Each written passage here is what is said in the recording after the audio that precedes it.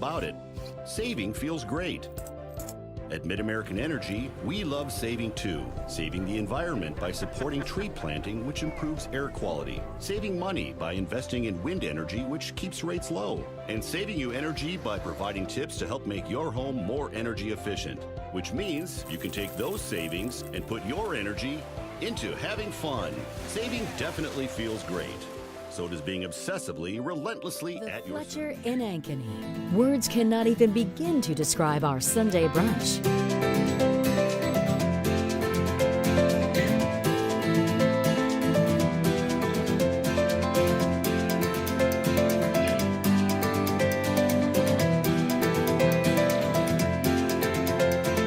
You won't find a better Sunday brunch than what's being prepared for you. Try it this Sunday. The Fletcher, North Ankeny Boulevard in Ankeny. Hey everyone, this is Dan Holm with Ankeny Fanatic. Be sure to check out our website this fall for the best local high school sports coverage around. Whether you're a Hawk or a Jaguar, we'll be covering everything from cross country, man that dude is fast, to volleyball and everything in between. Well hey Kenna, welcome back. You don't want to miss any of the hard-hitting action. Come visit us at AnkenyFanatic.com. Black Friday year-end closeout event. Schottenkirk Chevrolet Waukee. Up to $4,500 off. Plus 0% for 72 months on new 18 Silverados. Including $2,500 and $3,500. 0% for 72 on Volt, Cruise, and Trax. And 2019 Equinox. New 19 Equinox. $245 per month lease. Only $999 plus taxes and fees. Up to $5,500 off. Plus 0% for 72 on all new Tahoes and Suburbans. Hurry in. Schottenkirk Chevrolet Waukee. WaukeeChevy.com.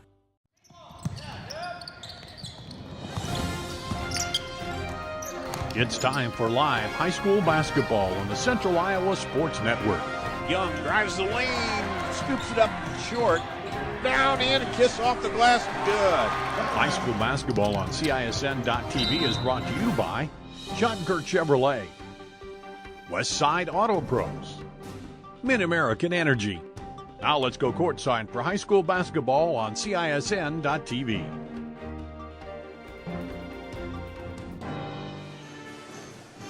A warm December evening to you. It's time for high school basketball here on the Central Iowa Sports Network, CISN.TV. We're on the air tonight on the north side of Ankeny. It's the Centennial Jaguars hosting the Ames Little Cyclones. Good evening, everybody. Paul Yeager alongside Jackie Sapp. And Jackie, it is time to get serious about basketball. We've had these couple of games. We got 7 under our belt under both of these teams. And game 8, it really is kind of broken into threes, wouldn't you say? Yes. First 8, middle, you got to deal with Christmas and the holiday, and then you get to when it's crunch time at the end of the season. What do you think a team learns in those first 8 to get them to the middle 8?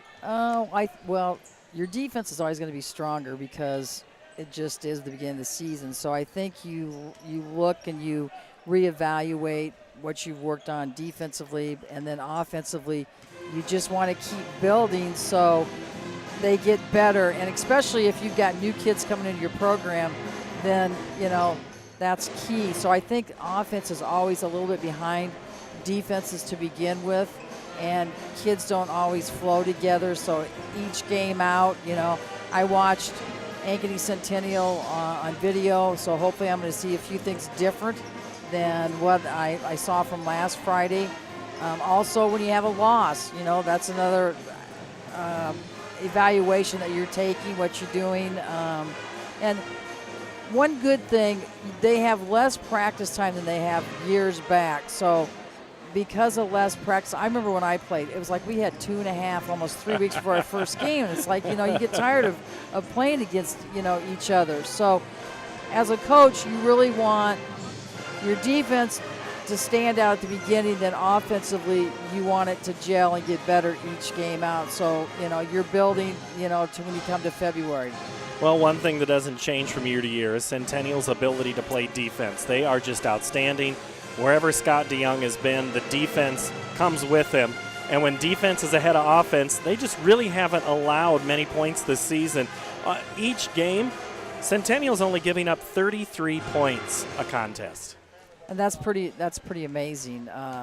Yeah, and you're right. He definitely, and his kids are very fundamental. And what I like about it is they get after it. And if there's a loose ball, Ankeny Centennial is going to be the one to come up with it. Well, they just played that type of basketball. Well, tonight they're going to have to defend the 3 of the Ames High Little Cyclones, who are 4-3 on the season under the coaching of Joel Sullivan, and his group as a team shoots the ball well from 3, 31%. That is where they're going to look to first. The game, again, has evolved. It used to be no one could shoot that outside shot. Now everybody wants to shoot it. Right. And one thing with Ames, they have 2 primary players, in Ames and Waite.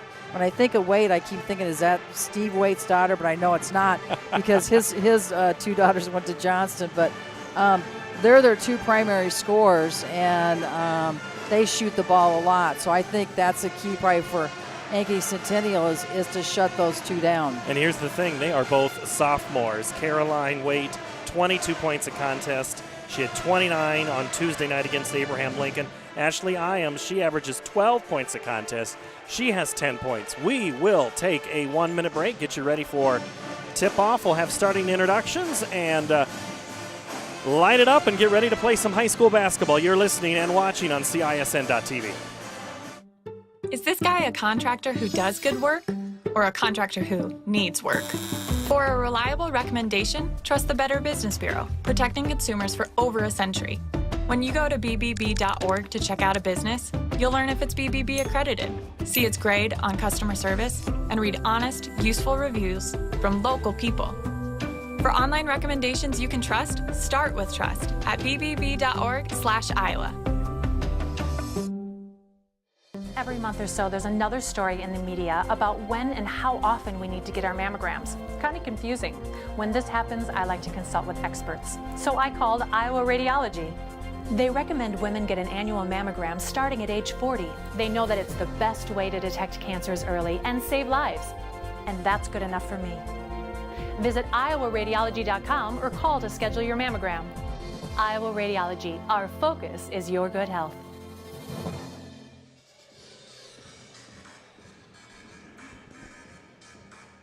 The Centennial Jaguars are 5-2 on the season. Ames High 4-3. We're just a couple of minutes away from starting lineups, and then we'll have the national anthem, and then we will actually play basketball here at Centennial High School on the Central Iowa Sports Network. We've got 2 games going on tonight, so you can put us in 2 different streams and see what's going on. Let's go down front. Centennial High School and Jaguar basketball. Tonight's game will match the Little Cyclones from Ames against our own Ankeny Centennial Jaguars. Tonight's contest is a CIML conference game. Ames comes into this game with a 4-3 record, and they are coached by Joel Sullivan in his 18th season at Ames, and he is assisted by Chuck Stevens, Michelle Bra, Mike Orr, and Alexis Ely. Ankeny Centennial has a 5-2 record. They are coached by Scott DeYoung in his 26th season at Ankeny and his 6th season at Ankeny Centennial. He is assisted by Dave Runchy, Dennis Elberson, John Mayfield, and Andy Thane. Now, let's meet the starting lineups. First for our visitors from Ames. At a guard, a 5'9" sophomore, number 3, Brooke Spriggins. At a guard, a 5'4" sophomore, number 4, Caroline Waite. At 1 forward, a 5'9" junior, number 22, Tegan Lipsy. And another forward, a 6'1" sophomore, number 42, Ashley Iams. And at center for the Little Cyclones, a 6'3" senior, number 33, Caitlin Courtney. And now for our Ankeny Centennial Jaguars. At a guard, a 5'8" junior, number 5, Taylor Runchy. At a guard, a 5'10" junior, number 40, Megan Byrne. At a forward, a 6'1" senior, number 21, Rachel Schoen. At a forward, a 5'8" freshman, number 25, Cleo Murray. And rounding out the forward court, a 5'10" junior, number 34, Alexandria Kiana Harris. Our officials for tonight's game, Brian Abel, Ben Applegate, Tim Osterhaus. Ladies and gentlemen, would you please rise, kindly remove your hats, and turn your attention to one of the flags at either end of the gym as we honor America with the presentation of our national anthem.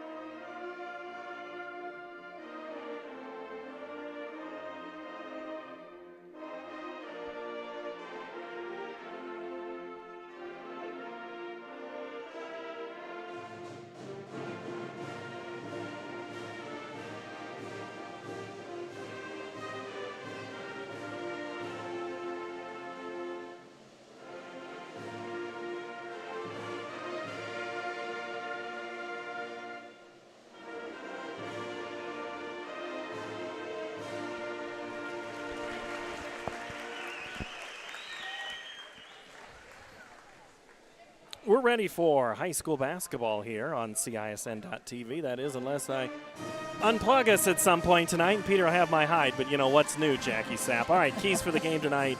If you're the Ames Little Cyclones, what do you got to do to win?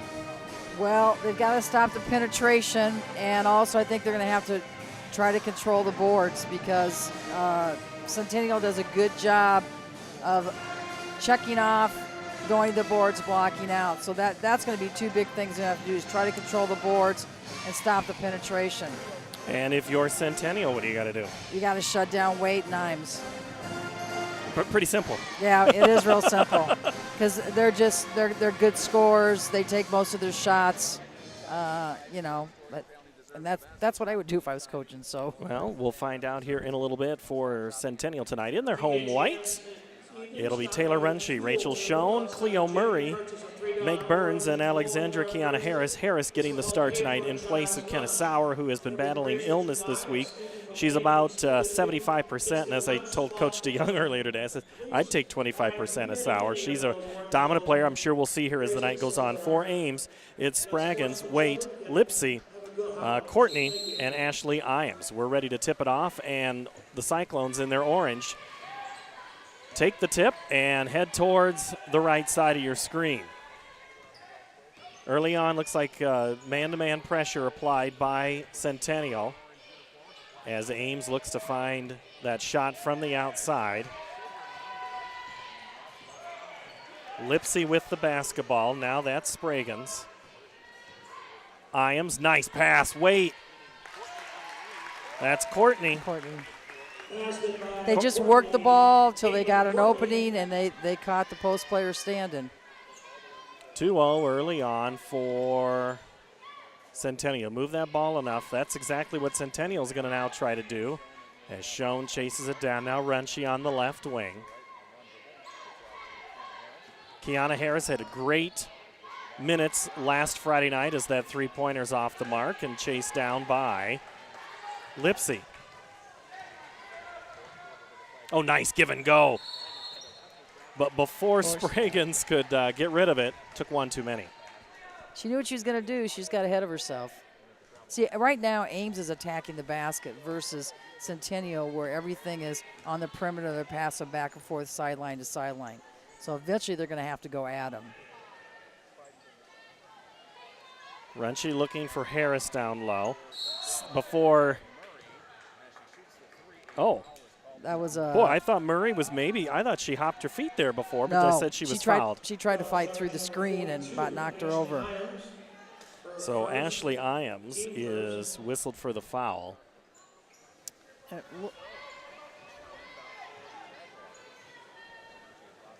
Cleo Murray, the freshman, getting the start tonight. Usually you got to be pretty decent to play for Coach DeYoung as a freshman. Yes, you do. Nice move by Schoen, who as a freshman played as well for Coach. And Rachel gets the Jaguars even. They do a nice job of popping out on the penetrator. Sprague's shot is cleared by Schoen. Kind of caught her in mid-stride. Burns gets rid of it. Murray, the floater, and good. They're going to have to take away the penetration. And then Ankeny Centennial likes to penetrate and then kick and try to hit the three. Three-pointer on the way, off the mark of Waite. Lipsy chases it down.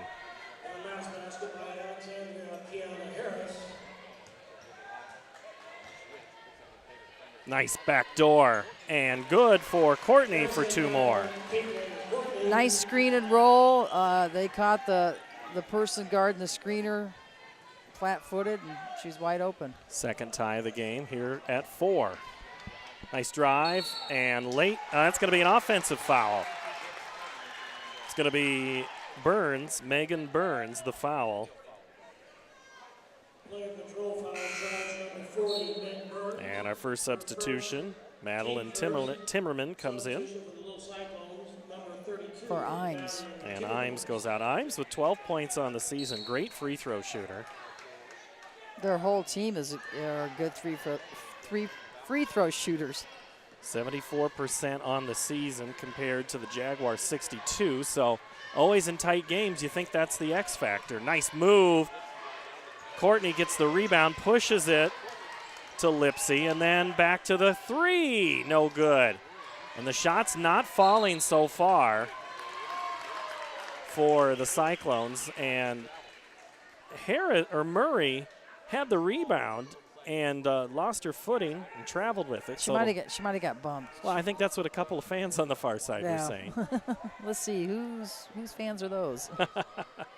Both teams with black in their colors, so see, could be either. That's right, that's right. Lipsy gets it in finally into the right corner.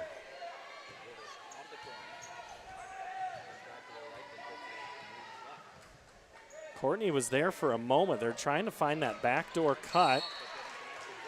Good defense out front by Kiana Harris and also from Runchi. I think the reason why Ames's shots haven't fallen, they're kind of rushing their outside shot, their three-pointers. So hopefully they'll get into a rhythm, and once they hit one. It's all about mental. It is. It is so much. Kenna Sauer comes in. Burns with it now, as we're approaching 4.5 to play here in the first quarter. Not as much passing as the Jags did last Friday night. Much more dribble drive kick. That shot is off the mark by Kiana Harris, and the Little Cyclones clear it out. Tied at 4. Nice pass tipped by Runchi. Normally that's the pass Sauer steals. She just received it.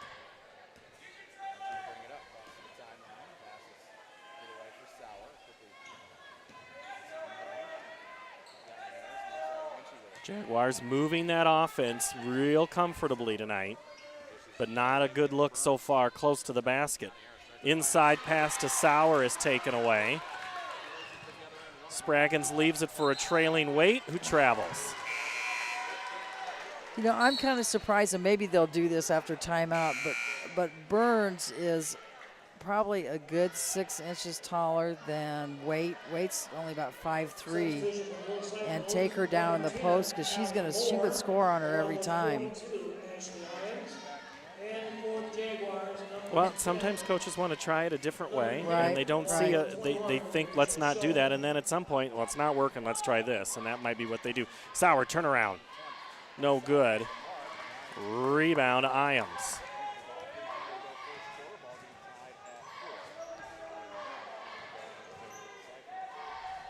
Scoring at a premium tonight. You never, if you watch Ankeny's defense, they never stop moving their feet. They're always moving. They do a couple of defensive drills in practice. Just a couple? Just a couple. I think that's just a warm-up. Under 3. And this isn't Ames trying to stall. They just can't seem to find any holes in that defense. As Sauer knocks it away as Runche closed in. Courtney will come back in, as will Spraggins. Young Cyclone team here. A lot of sophomores for Coach Sullivan. They've got potential. You keep hearing about Ames, and you just keep hearing that, hey, they're close, they're close. And if this is their year, they try to go on the backside. Schoen takes it away from Courtney.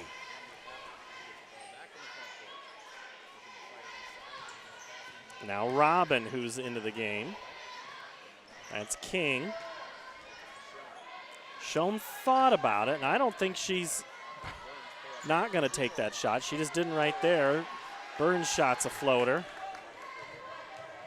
And the little Cyclones chase it. Three-pointer on the way. No good for Ames. Rebound again, Centennial.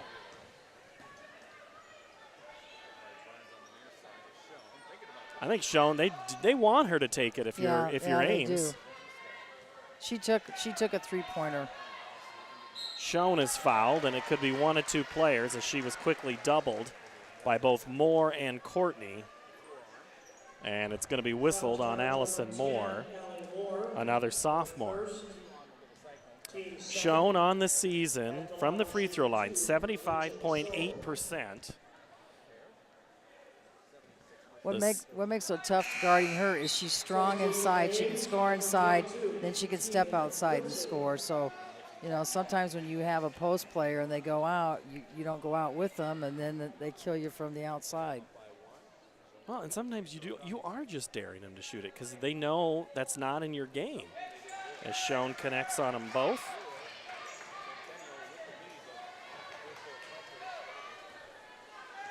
Under 2 minutes to play, approaching 90 seconds left here in the first quarter.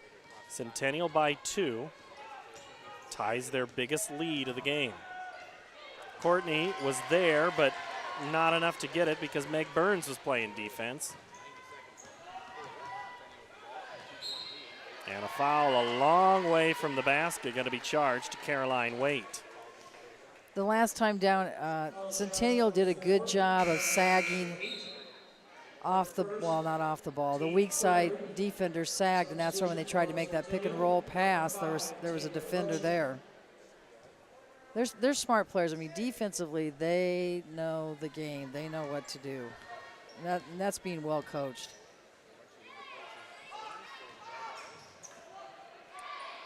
Runche at the top of the key. That's Robin. Schoen had a quick 30-second break earlier in the quarter, but she's been on the floor for most of this. Nice cut, wide open, goes for Bella Robin. The pass is what made that score. That was an awesome pass. Jaguars up by 4 as we're under a minute now. Lipsy is fouled by Robin. Ankeny Centennial is definitely taking Ames out of their offensive flow, and they're dribbling way too much. And that's, again, part of that when I talked about, you know, your offense is always behind at the beginning of the season. Well, one thing Centennial wanted to do was not allow Ames to penetrate. And so far, they haven't been able to do it. They've been good is getting some passes. There's a penetration shot. No good, and it'll go over to Centennial.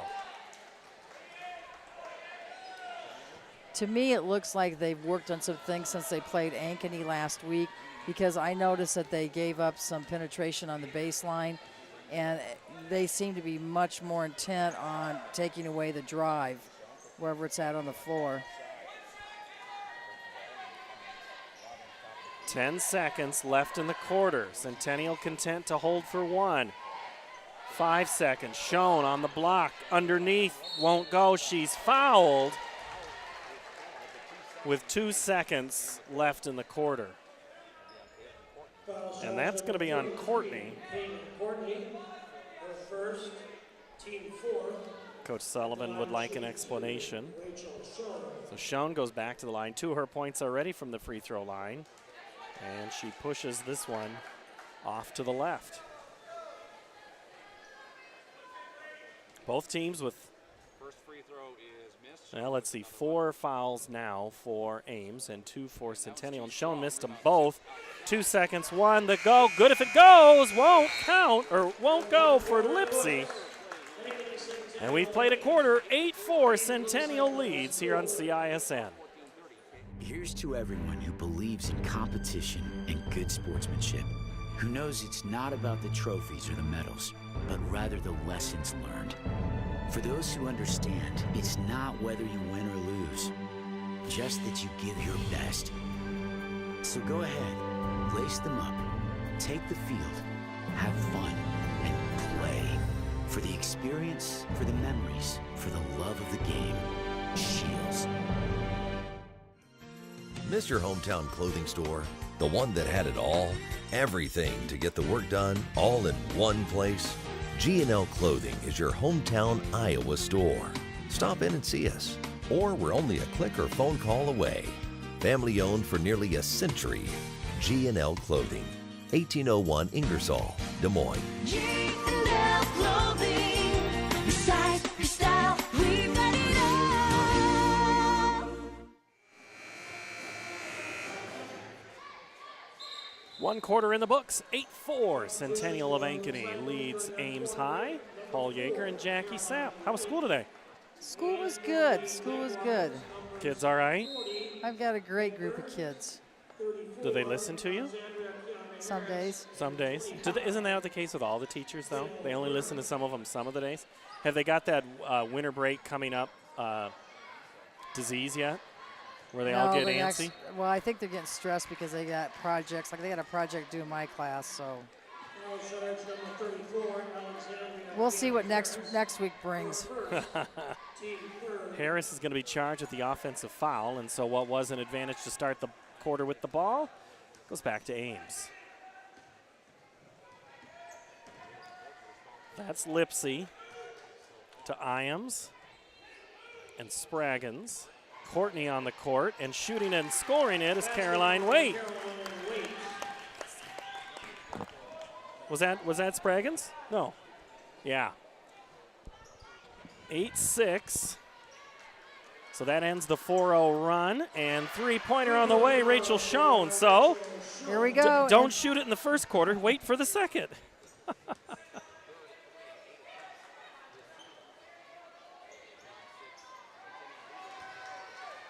The lead is 5, and now Centennial can add to it, up 11-6 here. And it's the starting 5 for, as Harris throws that. Burns was supposed to stay there and not cut to the ball in the pass from Kiana Harris. So it's Kiana Harris, Meg Burns, Cleo Murray, Rachel Schoen, and Taylor Runchie for Centennial. Ankeny Centennial's starting to pressure full court. They're really making Ames work for any points they score. Iams 3. She said, hey, I can do it. If Schoen can shoot it, so can I. Nice shot. Leads cut to 2. Burns. Now Murray. And they're going to call a blocking foul. But I tell you what, it's the sag help defense of Ames tonight, Jackie. They are, every time a Jag drives, there's 2 or 3 orange shirts there. You know, you've got 2 6+ girls that just made back-to-back threes. Back in the day, they were always down by the hole. Well, that's how you get noticed as a big player. Well, you can shoot the 3, you can play at the next level. Schoen is.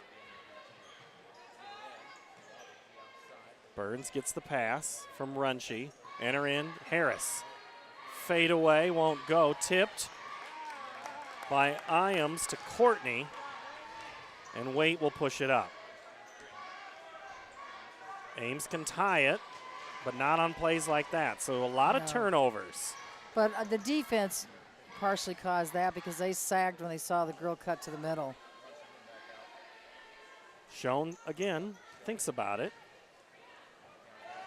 Now Rachel's in the middle of the paint. Got to get out of that lane.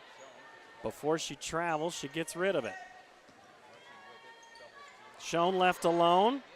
That won't go. Ames clears it away.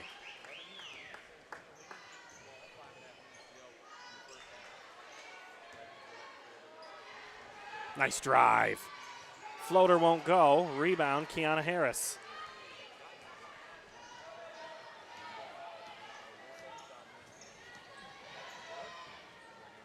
Sauer set to check in at the next whistle. 3-point shot off the mark.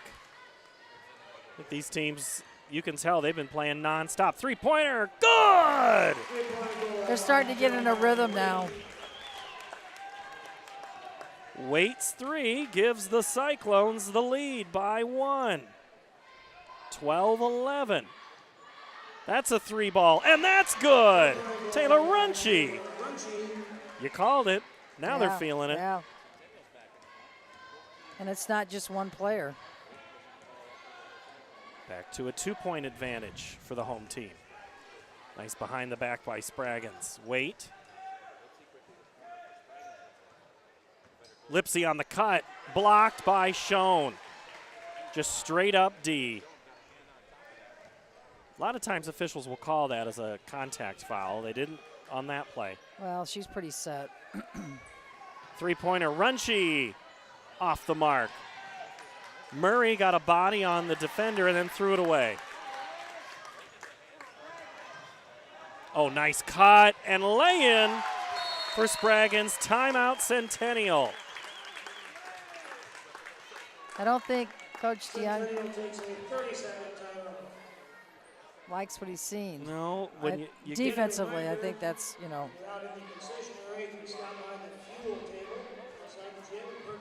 Things I'm sure they're told that they have to get back on defense, which they didn't really that time. They do a great job, though, sagging and helping out, though, when there's a cutter. And then offensively, they slowed down the first quarter. Now they're going a little bit faster. Maybe their shot selection isn't, you know, they're forcing some things. One thing Coach Sullivan said earlier today, he said, hey, we got to slow down their posts. Well, they've slowed them down from down low. It's just they're hitting the shots from the outside. Right. You can't. How do you scout and play defense on something like that? You can't. Takes an entire team effort. It doesn't matter what level you're at either. I mean. Under 4 to play, tied at 14. Third tie of the game. They're tied at 2, 4, and then waited for a while. Nice cut. Sauer lays it in.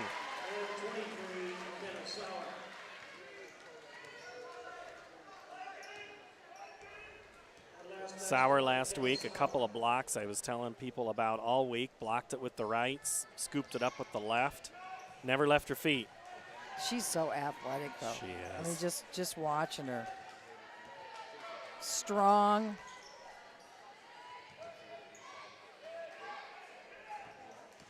Nice drive. The floater. No for Waite. Rebound, Iams. 3-pointer. Off the back iron of Lipsy. You know who gets the rebound. Sauer. And she was up in the air for that one. She played a lot of volleyball in this gym. A lot of times she was jumping in the air. Must be something in the wood. Sets the pick on Waite. You could tell that she ran into her.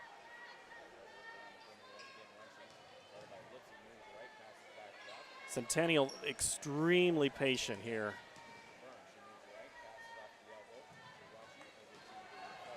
Long had it for a moment, or King, I mean. As Pippett is into the game. They just wear him down till they get somebody standing flat-footed, then they got an open basket. Runchie drives, stops. I think Ames would be fine if Sauer takes that shot from out there. Kind of sag off on the play, but they don't want Runchie to shoot it from there. Sauer has it taken away. Great defense. And then Runche intercepts the pass for Waite. Lipsy threw it away and then makes a defensive play on the other end. Ames now. Waite. Oh, that was all but down, and the rebound by Burns.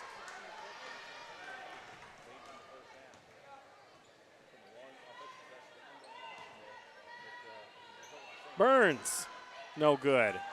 Ames has got a lot of rebounds in this game. And Ames takes a quick 30-second timeout here at the 1:22 mark. You know, you talked about volleyball. I just wanted to kind of give a shout out to Taryn Knuth. Yeah? She made honorable mention All-American for Florida State, and she also was first team, what are they in? All SEC? Yeah.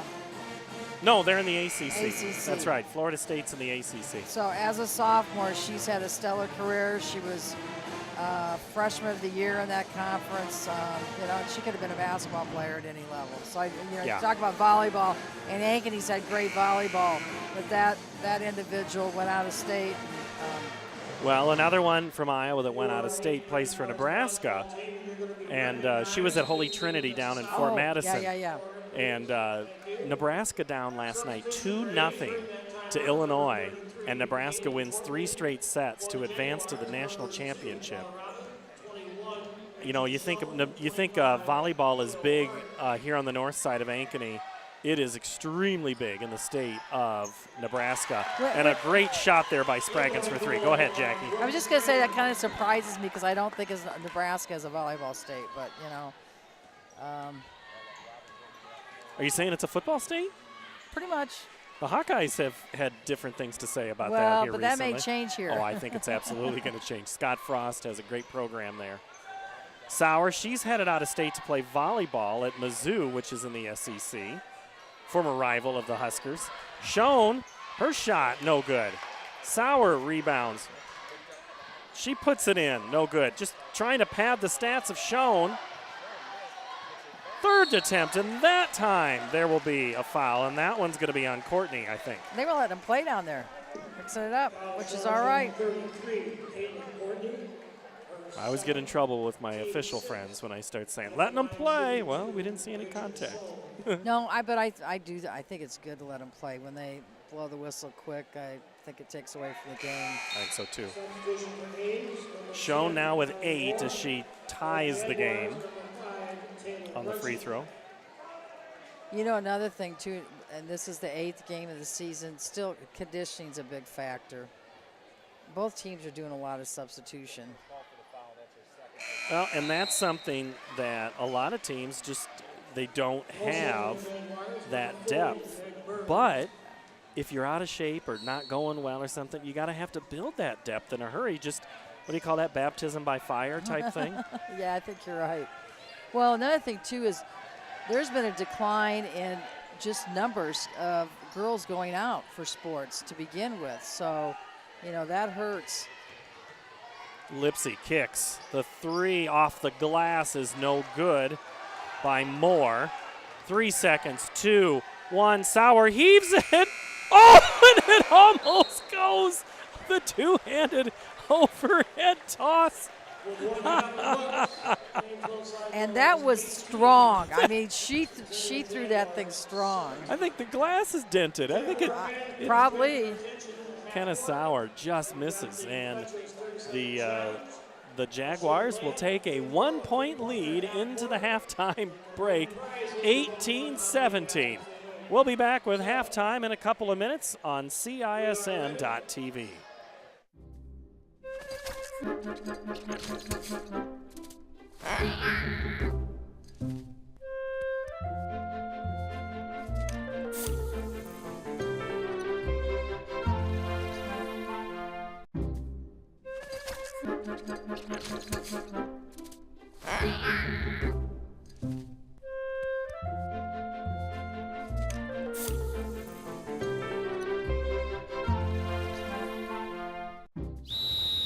Hi, Ron here. Fletcher, head coach of Westside Auto Pros. When your car's on the injured reserve, you want to get it back in the game as soon as possible. I know that. That's why you need to bring it here to Westside Auto Pros. I have a team of experts that can fix almost every automotive injury, whether it's a fractured joint, a brake, or if your car just got its bell rung, no problem. We can even do a complete physical on your car to make sure it's game ready for the entire season. So bring your car to Westside Auto Pros and we'll get it back in the starting lineup in no time.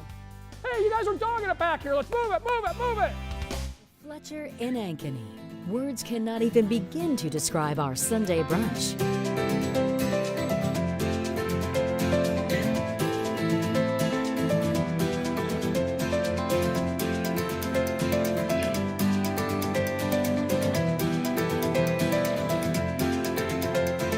You won't find a better Sunday brunch than what's being prepared for you. Try it this Sunday.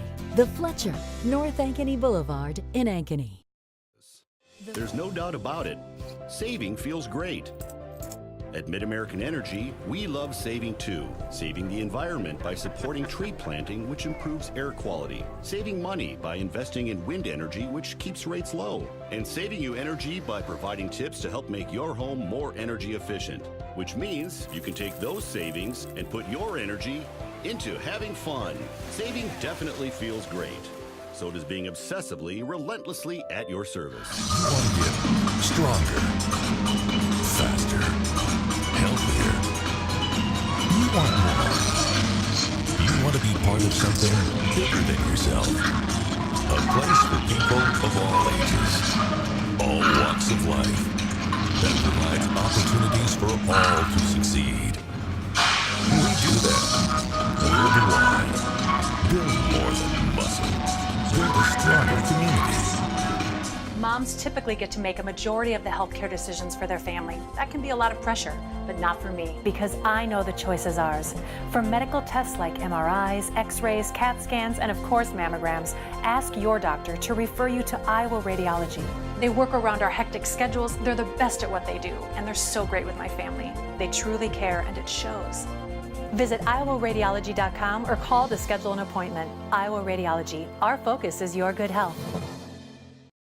Black Friday year-end closeout event. Schottenkirk Chevrolet Waukee. Up to $4,500 off. Plus 0% for 72 months on new 18 Silverados. Including $2,500 and $3,500. 0% for 72 on Volt, Cruise, and Trax. And 2019 Equinox. New 19 Equinox. $245 per month lease. Only $999 plus taxes and fees. Up to $5,500 off. Plus 0% for 72 on all new Tahoes and Suburbans. Hurry in. Schottenkirk Chevrolet Waukee. WaukeeChevy.com.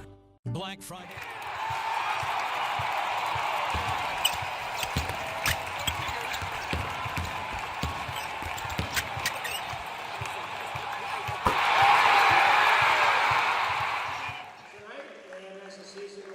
Welcome back inside Ankeny Centennial High School at the corner of 18th and Irvindale here in Ankeny. Ames leads, or has led a couple of times in this game, but it is Centennial's 18-17 as we run down the scores here in this low scoring, kind of like what we expected. Rachel Schoen by herself, 9 points, leads all scorers there. 3 from Taylor Runchie on a 3-ball. Bella Robin had 2. Kennesawer 2, and Cleo Murray a pair for a total of 18. And for Ames, both Brooke Spraggins and Caroline Waite with 5. 4 for Caitlin Courtney, Ashley Iams with 3. And that is 17 points. So Jackie Sapp sitting here, keeping me in line tonight. Somebody has to. Somebody has to. So you've seen a couple of teams play. I believe you've seen those Johnston Dragons play. I've seen them play. At the last rankings by the Iowa Girls High School Athletic Union, these Centennial Jaguars are 10th, and Ames is 14. But in the top 3, it's Johnston, Valley, and City High, 3, 2, 1. Waukee at 4, Cedar Falls 5, Dolly Catholic 6. So who'd you see Johnston play? I saw him play against, I gotta think. was over Thanksgiving break. Oh, okay. Well, they've played North Polk, and they played Ames, and they've played, I saw them play Valley. That's who I saw them against. And I think Valley at number 2 is probably one of the best in 5A. Right. Valley, Valley just got knocked off. Valley got Friday night. beat, though, last Friday night on the road with another CIML school up at Mason City. Mason City has lost once. They're number 2 in Class 4A. 4A is led by Marion, Mason City, North Scott, Grinnell, and then Cedar Rapids Xavier. So you've got Marion, Mason City, North Scott. What do they all do, Jackie? They all play in a bigger conference. Right. So Marion, defending champ. Mason City, they won it 2 years ago. And North Scott was in the title game and won it 2 years ago as well. So 3 great programs in 4A. And then 5A, Waukee at 4, Johnston 3, Valley 2, City High. So, I mean, I don't know how much you've been paying attention to those others across the state. This is a team that I think will surface as Southeast Number 7, Polk. Southeast Polk. You are not alone in that. And the reason I say that is I think they have a coach that gets a lot out of their talent. Tracy Daly. Yeah, and well, also, who's one of the assistants at Valley now? Yeah. He used to be at Indianola, Yeah. Bert Hansen. Yeah. And I know against Johnston, they double teamed. They just took Johnston out of their game, and it's early. It's early rankings. You know, they really don't mean a whole lot. And you know, how does Iowa City High stack? Because last year Johnston almost beat them in the state tournament. So. I would say probably the second week of January we're going to have a better judge of those teams that are going to do some things. We got 3 games left before break. Tonight, Tuesday, and then next Friday. Then you have, it's a shorter break this year because of the way the dates fall. Right. You come back that first week of January. Most teams will be back on the 3rd or 4th. And then it gets for real. Seedings will be picked shortly after that. I don't think anybody really wants to play Valley or Waukee or Dowling or Southeast Polk in the postseason. Not to say Cedar Falls and City High either, but everybody knows they're just good teams. To me, the one that's the biggest surprise in 5A right now is Cedar Falls 6-0. After losing what they had, 3 great players that just go down the street to go play in Northern Iowa, to then come back and 6-0 in a tough conference, tough league. Well, you know, another thing too is we beat up on each other here. There's so much parity in the CIML, and so when you take a look at some of these other teams and who they're playing, it's hard, you know, to gauge really, you know, how good, you know, who they play against, you know. Let's say Southeast Polk loses 4 games, but their 4 games they lose, you know, 12 points. Right. A total of 12 points. So, I mean, you know, it's just really tough. I take a look at what the coach can do with the personnel that they have. Just a prime example here with Centennial. They won the state tournament 3 years ago, was it? And they beat Johnston in the finals, and he probably had above average talent, but he gets a lot out of his players. Yep. You know, and with Ames, they played much better in the second quarter, much better. Yeah. But you know, they've got to make better shot selections. You know, and the same thing with Centennial. And we have the other game tonight is Valley and Waukee. We'll have the score update of that. Peter, let's take a 1-minute break. We'll come back here and have the second half. We'll get more of Jackie's tips on how the team can win. We'll tease it that way. Who wins when we come back?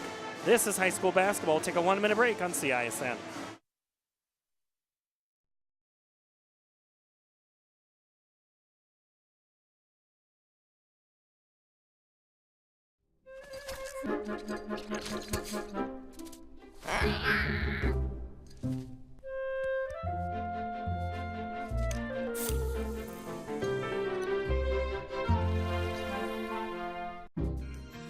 Miss your hometown clothing store?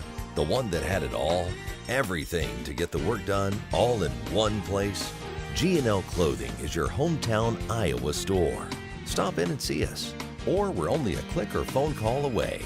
Family owned for nearly a century. G&L Clothing, 1801 Ingersoll, Des Moines. G&L Clothing. Your size, your style, we've got it all.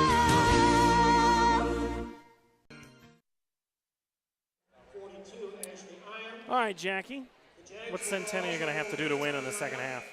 Well, they're going to have to do a better job taking care of the ball. There was quite a few turnovers in the second quarter. Another thing, too, is when they work the ball, get the best shot, they're more effective. They're doing a great job defense. There was nothing I would change defensively. Ames, on the other hand, they need to do a better job of shot selection and also defensively taking away the inside game. All right, we're back underway to begin quarter number 3. Ames won quarter 2, 13-10. The problem is they were down 4 points. Trail 1, 3 ball. That looks good off the shot all the way in. Brooks Spraggins for 3. And just like that, Ames has a 2-point lead.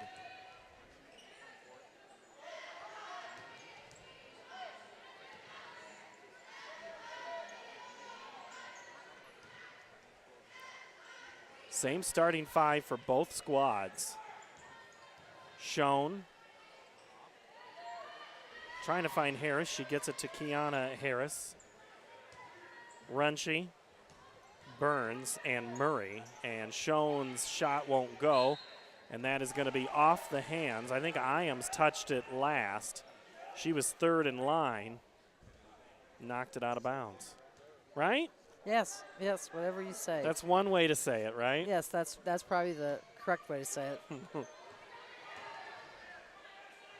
Schoen, they find her on the right block. Shot is blocked. Schoen somehow fakes pumps and scores. She does a good job of using her body in there to get up and create space. 5th tie of the game, now at 20. The other game here on the network as a foul is called. Waukee leads 30-15 with 40 seconds left in the first half. So all sorts of stuff going on right now in the Metro. Waukee losing a player this week.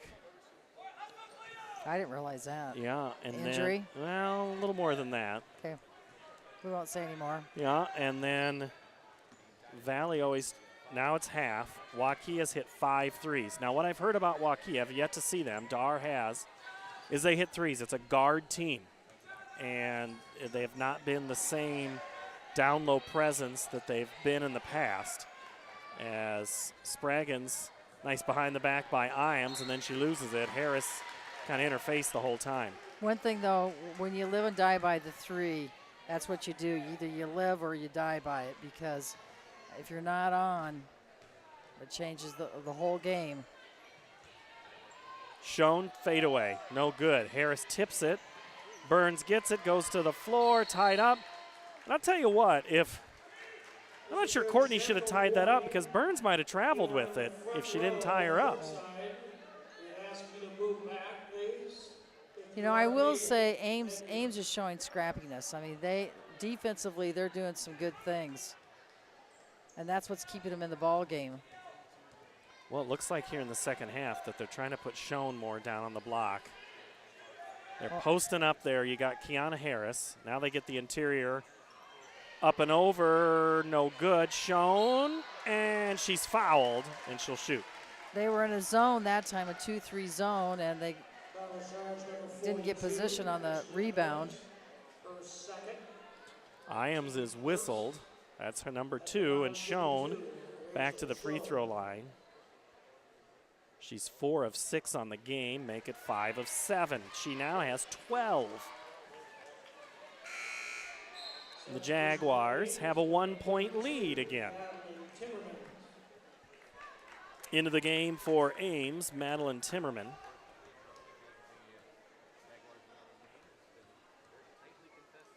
And, you know, some teams, Jackie, depth they don't have. And they just make it go because the girls know they're going to have to be called on. I'm thinking of a team that wears purple and yellow that doesn't go very deep.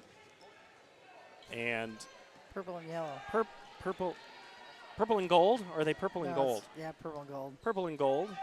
And I'm not talking Waukee. You know, Johnson's just not a very deep team, No, but they're who they not. have on the floor is really good. Well, and those players have played together for 2 or 3 years now. You know, Ames only goes 2 deep on the bench. Compared to Centennial, who's 4 deep on the bench. Waite hits it and now ties it at 22.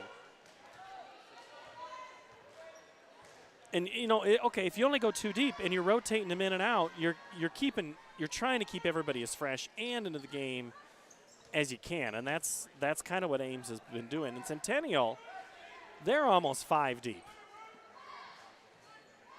Runchi's 3 is good. See, they get scoring out of multiple players. The lead is 3. Now it could be tied, and it is. Ames says I can do it. She's got a pretty shot.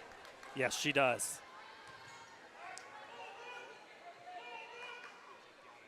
Tied at 25. Nice drive, but before the shot, a foul by Cleo Murray.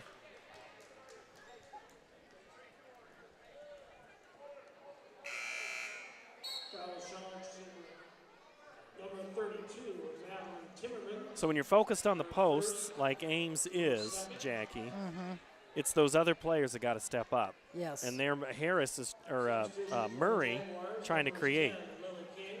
Oh, Sauer left alone, misses the shot, and now Burns is going to be whistled. She displaced Caroline Waite.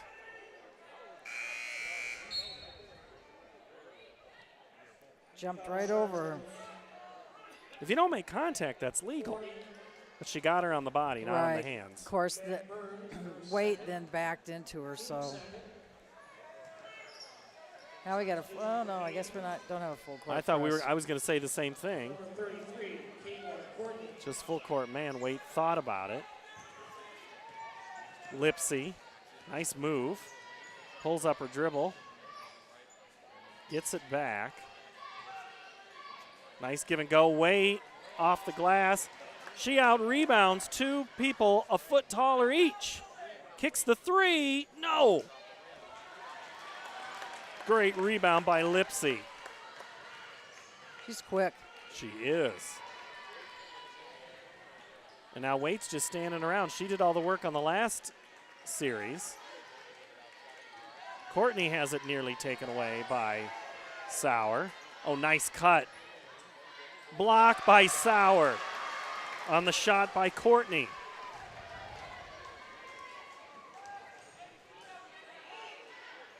Harris is there, and on the entry pass, Timmerman is whistled for the foul. Ankeny does 2 good things. On defense, they do a really nice job of going to the lane, so there's always somebody to cover up if somebody gets beat on a give and go. And offensively, you watch their post players, they seal so well and get the player on their back. Kiana Harris, the touch shot won't go. Caitlin Courtney clears it for the Little Cyclones. Waite trying to make move there and does get around King to score. Who does that kind of remind you of? Somebody in the purple and gold. Oh, still one of my favorite players. They've grown an inch this year. There's a joke there, but I'm not going to say it because she's a nice girl. Maya McDermott, the future UNI Panther. We will see Johnston. Johnston tonight, I believe, is at Dowling. No. Or is Dowling at Johnston? Or is that not tonight? Yeah, it is tonight. It is tonight. I was thinking it was at home, but maybe not. Runchi 3. No. King outleaps Moore. 3-ball, no. Harris the rebound. The pass, the putback is good by Kenneth Sauer. Tied again.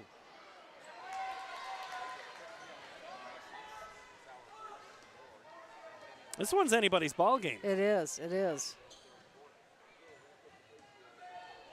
And right now you've seen the teams do everything, a little bit of everything. Well, that's something we haven't seen is the steal, coast to coast. Ames is good with the layup. She's kind of deceiving because she doesn't seem like she's that quick, but she's got a good first step. Timeout, Centennial. We'll be back on CISN.TV.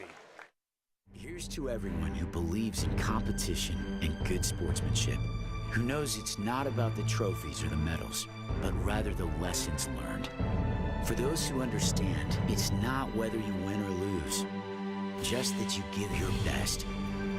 So go ahead, lace them up, take the field, have fun, and play. For the experience, for the memories, for the love of the game. Shields. Great way to memorialize your family or state name for decades to come. The Jaguars of Centennial, the host team, and they're being really nice hosts. They're allowing Ames to have the lead right now by 2, 29-27. I am Paul Yeager. Glad to have you here on CISN. This is Jackie Sapp. Hi, Jackie. Hi, Paul. You have a funny way of looking at things. Well, as long as you don't call me funny, because we all know that that's not something that I'm here to do, is to do the humor. It doesn't hurt, though. It keeps it live. Wait till you see Market to Market in an hour. I came straight from the show here tonight. So what do you think? Where do you think where soybeans headed? Is this China deal going to mean anything? I don't follow that. Yeah. See, I was afraid I was going to do something like that. I didn't ask our analyst. Don Rose, who Don lives in West Des Moines, and he's been a chain gang member for the Valley Tigers. We were talking about Rocky Lombardi, who plays for Michigan State. Iams for three is shot no good. And both Don and I have stories about Rocky, is just how physically strong that kid is. And now he's playing Big Ten football, and just Rocky is just a physical.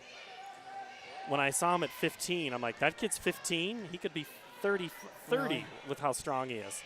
Too hard of a pass for Schoen, and now Centennial moves it around as we're under 45 seconds left here in the third quarter. Sauer makes a post, calls for it, and on the entry she's fouled. And if that's on Iams, that's 3 on her. Well, that's interesting. But Don works the chain gang, and so at Valley, the chain is on the visitor side. So I always ask him, well, how is this coach, and how is that coach? And he had some stories about ones that were into it and ones that nobody cared to listen to what that coach had to say, and some were more respectful, and some absolutely let the language fly. He probably could write a book. He could. That'd be good. As Schoen tried to get it to Sauer, it'll go off Ames and stay Centennial basketball. Meg Burns is going to come back in.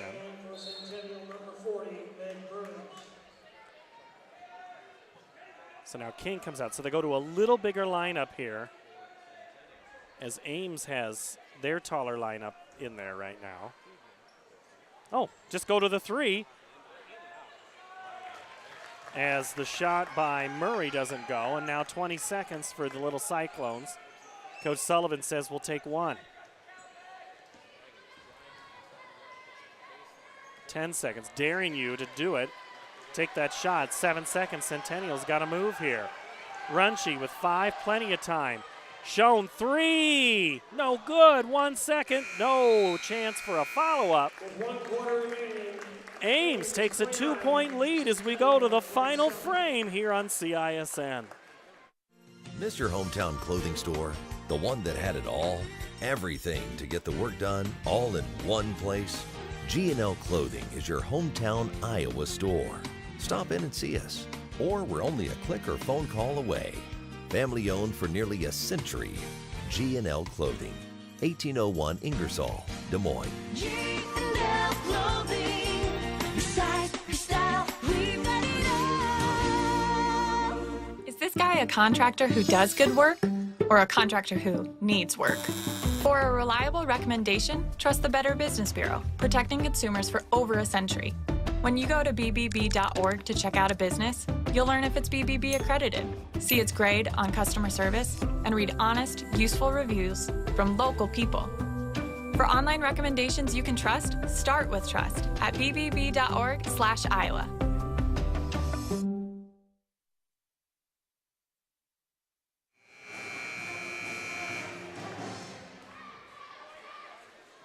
The Little Cyclones looking to improve to 5-3, and they're 8 minutes away from doing it. They lead Centennial by 2 right now, 29-27. Now, they could have had an opportunity to be up 6. Had they made the bucket in the third quarter to end the quarter, they'd have been up 4, and now they have possession again, and they could get another 2. So sometimes possessions are a lot more important than what people realize. Spraggins with it way out front. Pulls up her dribble, guarded by Burns. Waite drives. Floater fouled. She is tiny, but boy, she does not let that affect her. Well, that series, I don't know, halfway in the third quarter where she did 3 different things all by herself, it seemed like there wasn't anybody else on the court. She shot it, rebounded, shot it again, rebounded again, and then passed it off. She makes the first free throw. She's a 14.3% free throw shooter. that'll improve her. And Wade hits it. Hits them both. I'm sorry, Wade is a 96.2. I was looking at Spraggins. I was going to say, I didn't think that. My bad. It's all right. So 31, 27-point lead, and the shot's off the mark. Loose ball wrestling, and there's going to be a jump ball as King, Spraggins, and then eventually Lipsy came in. See, in games like this, you got to value the basketball and not rush. I mean, they took that 3. They probably could have, worked the ball for 2.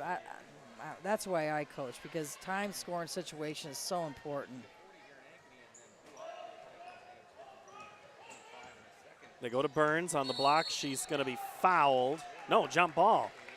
And it'll go back to Ames with Lipsy. Now, we'll see Lipsy's brother here in the second game with Tannen. He has 15.8 points per game. He's already been offered by Iowa State as an 8th grader, and he's only a freshman. Holy cow. The word on the street is you are going to want to watch that game to see him play. Now, his sister, she's been fun to watch. Tegan here, she's got 7 points herself per game. But tonight, no points. Waite with it. Waite has 11. 8 for Spraggins. 3 ball from Spraggins is good. Are they twins? I don't think so. They're both freshmen. Or the brother? No, the brother and Tegan. I got this one. Lipsy here is a junior, at least on my sheet. Oh, I'm sorry. F forward. Yeah. Oh, there. Quick timeout here as Ames is up 7. Just like that. Yep. Largest lead of the game. The biggest lead for Centennial was 5. Back in the second quarter. We are in quarter 4 here. It's been a fast game. It has. What's Centennial going to have to do here? They got to change something. They're going to have to. They just need to work the ball. They need to not rush it. I mean, again, the threes live and die by. And the same token, Ames needs to do the same thing. They need to make sure they get good shots, good looks. Schoen is blocked in. They go on the backside, and Schoen tips it right back to Ames. They ran a special play there. They tried to run a lob. That was great defense there by Spraggins. Lipsy, cross court, wide open 3. Iams takes it. Courtney, the putback won't go. Schoen the rebound as we approach 6 minutes. Oh, they got Harris backdoor. She goes from the left to the right and misses. Missed the glass. I think she was just too strong, went straight up and over. Yeah, she might have not been set. Oh, 3 ball. No good. Waite almost made this a 10-point game. That could be huge here. Centennial trying to find their post. Burns the floater. No good. That's going to be out of bounds eventually, as Runchie just delayed the inevitable that it was going to be Ames basketball. The state would take notice with Ames if they could hold on and get the win here tonight. Iams with it. Iams, nice game, 8 points. She's done a lot of things that aren't showing up in the book, as Waite's pass is nearly stolen and then eventually is fouled. Runchie will be whistled for it. You know, I'm impressed with Ames' togetherness, their team play.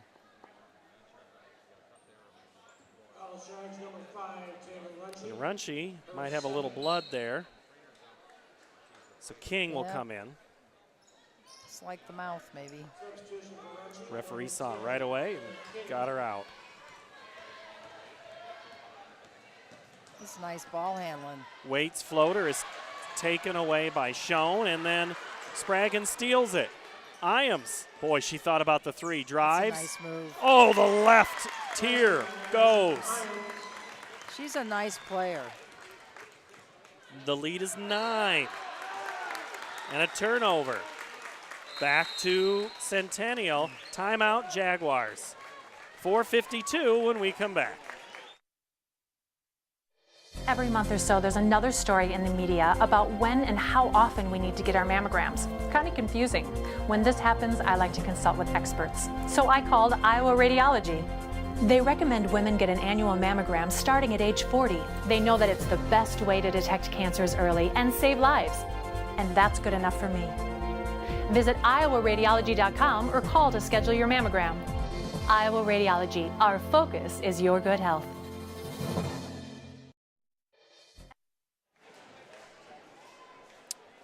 The home crowd here at Centennial High School, a little stunned, a little quiet.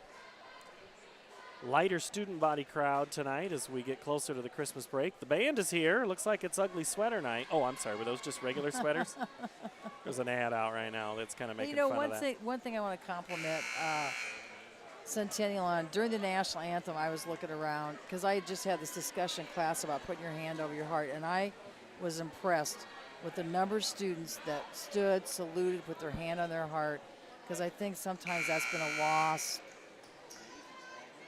way of showing, you know, what do you want to say, appreciation or loyalty to your country.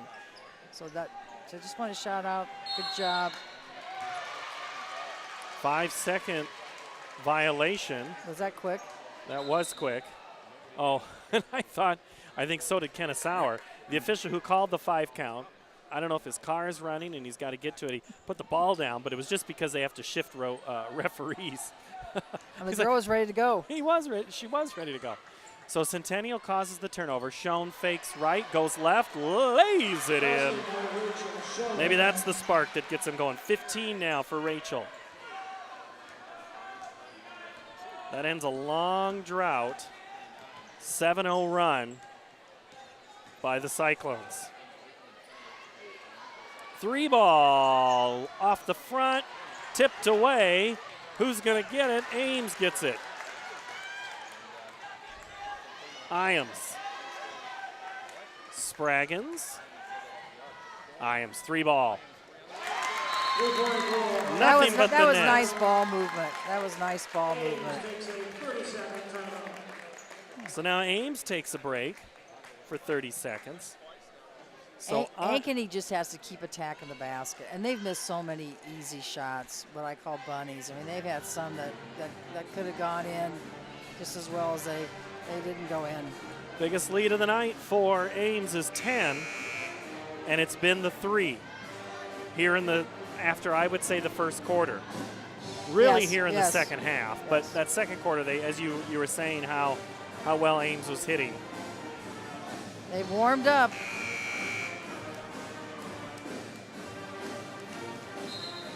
Well, let's see. Ames has lost to Waukee, Des Moines East, and Johnston, but they have beat Mason City. Gave Mason City its only loss of the season.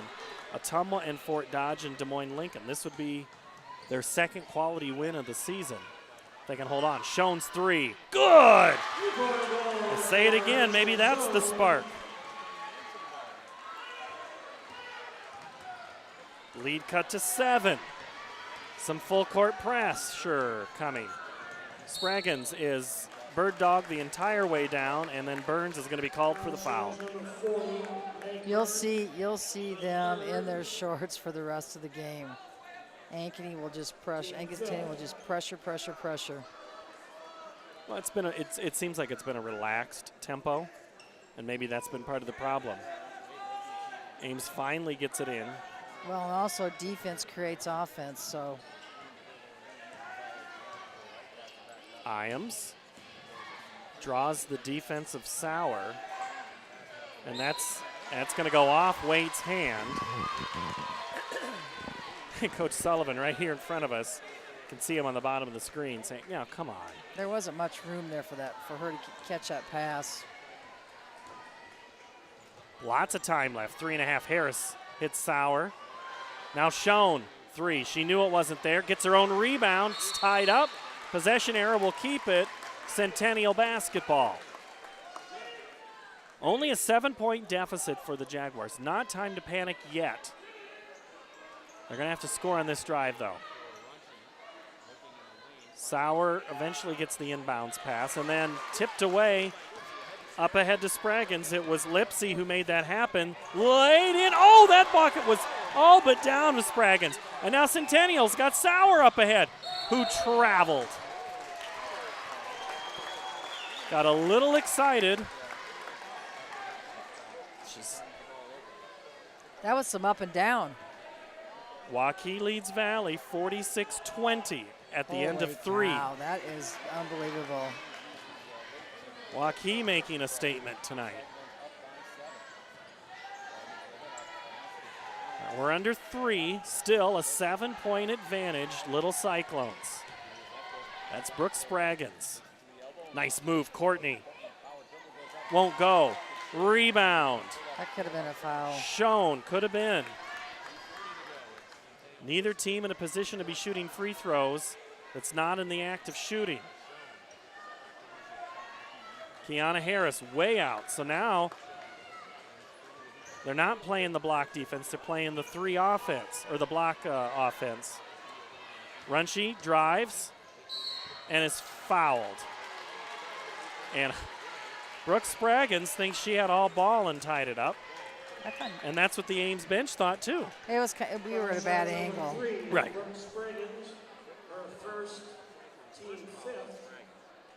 Ames is taking more away the penetration. They're kind of saying, go ahead, hit the 3, because they're Right. sagging. They're a lot different than what they did in the first half. Runchie misses the first. So is it better? Is that a smart move? Well, in a way, yes, because both of these teams' 3-pointers are, I would say, they're more streak type. They're not, I haven't really seen anybody step up and hit, 4 out of 5. And besides that, when it's close, you're going to rush your shot. You're not going to be as relaxed. And you can spend a lot of energy defensively, too, which then affects your shot. Still tough defense. Nice cut back door, tied up. And we're going to have a jump ball. Sauer was down there.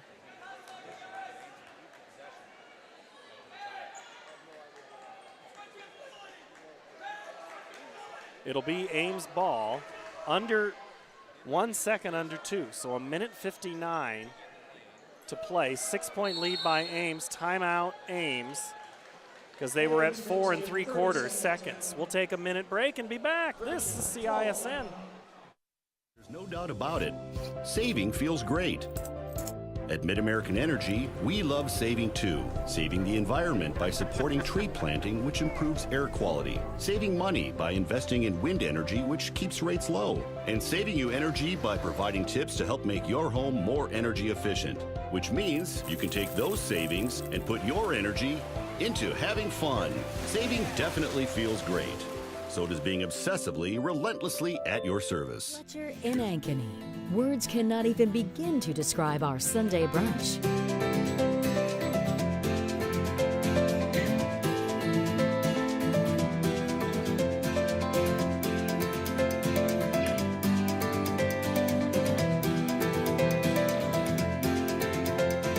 You won't find a better Sunday brunch than what's being prepared for you. Try it this Sunday. The Fletcher, North Ankeny Boulevard in Ankeny.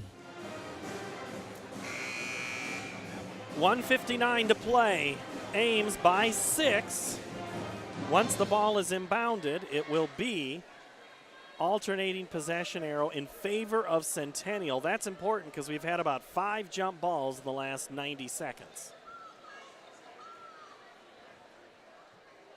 As we sort things out here, Paul Yeager and Jackie Sapp. 39-33, it's been the 3 ball here in the 3rd and 4th quarter for both of these teams, as Sauer knocks it away. And we'll do it again, and this time we're going to have Waite.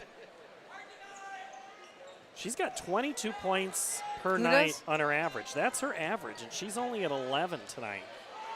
11 for Spraggins.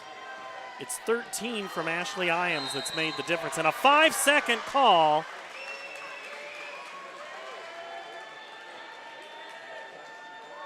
Going to be issued to Tegan Lipsy. Coach Sullivan thought she was making a way forward to the basketball. They're calling that's more of a point of emphasis this year, is my understanding. One of those things the officials are looking at. So now Centennial down 6. Burns, 3, no. Rebound, Ames. You almost need to foul at this point. Well, and they do. Oh, and it's going to be a screen, illegal screen set, or Lipsy. I'll tell you. And now Sullivan is wondering. He better sit down, and now's not the time.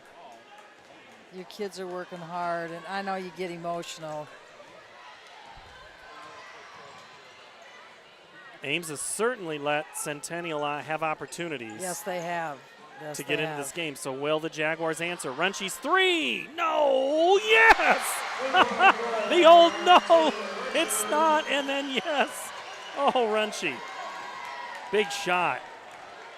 1 minute remaining. The lead is 3. Do you foul? Well, they just did, but I don't think they meant to.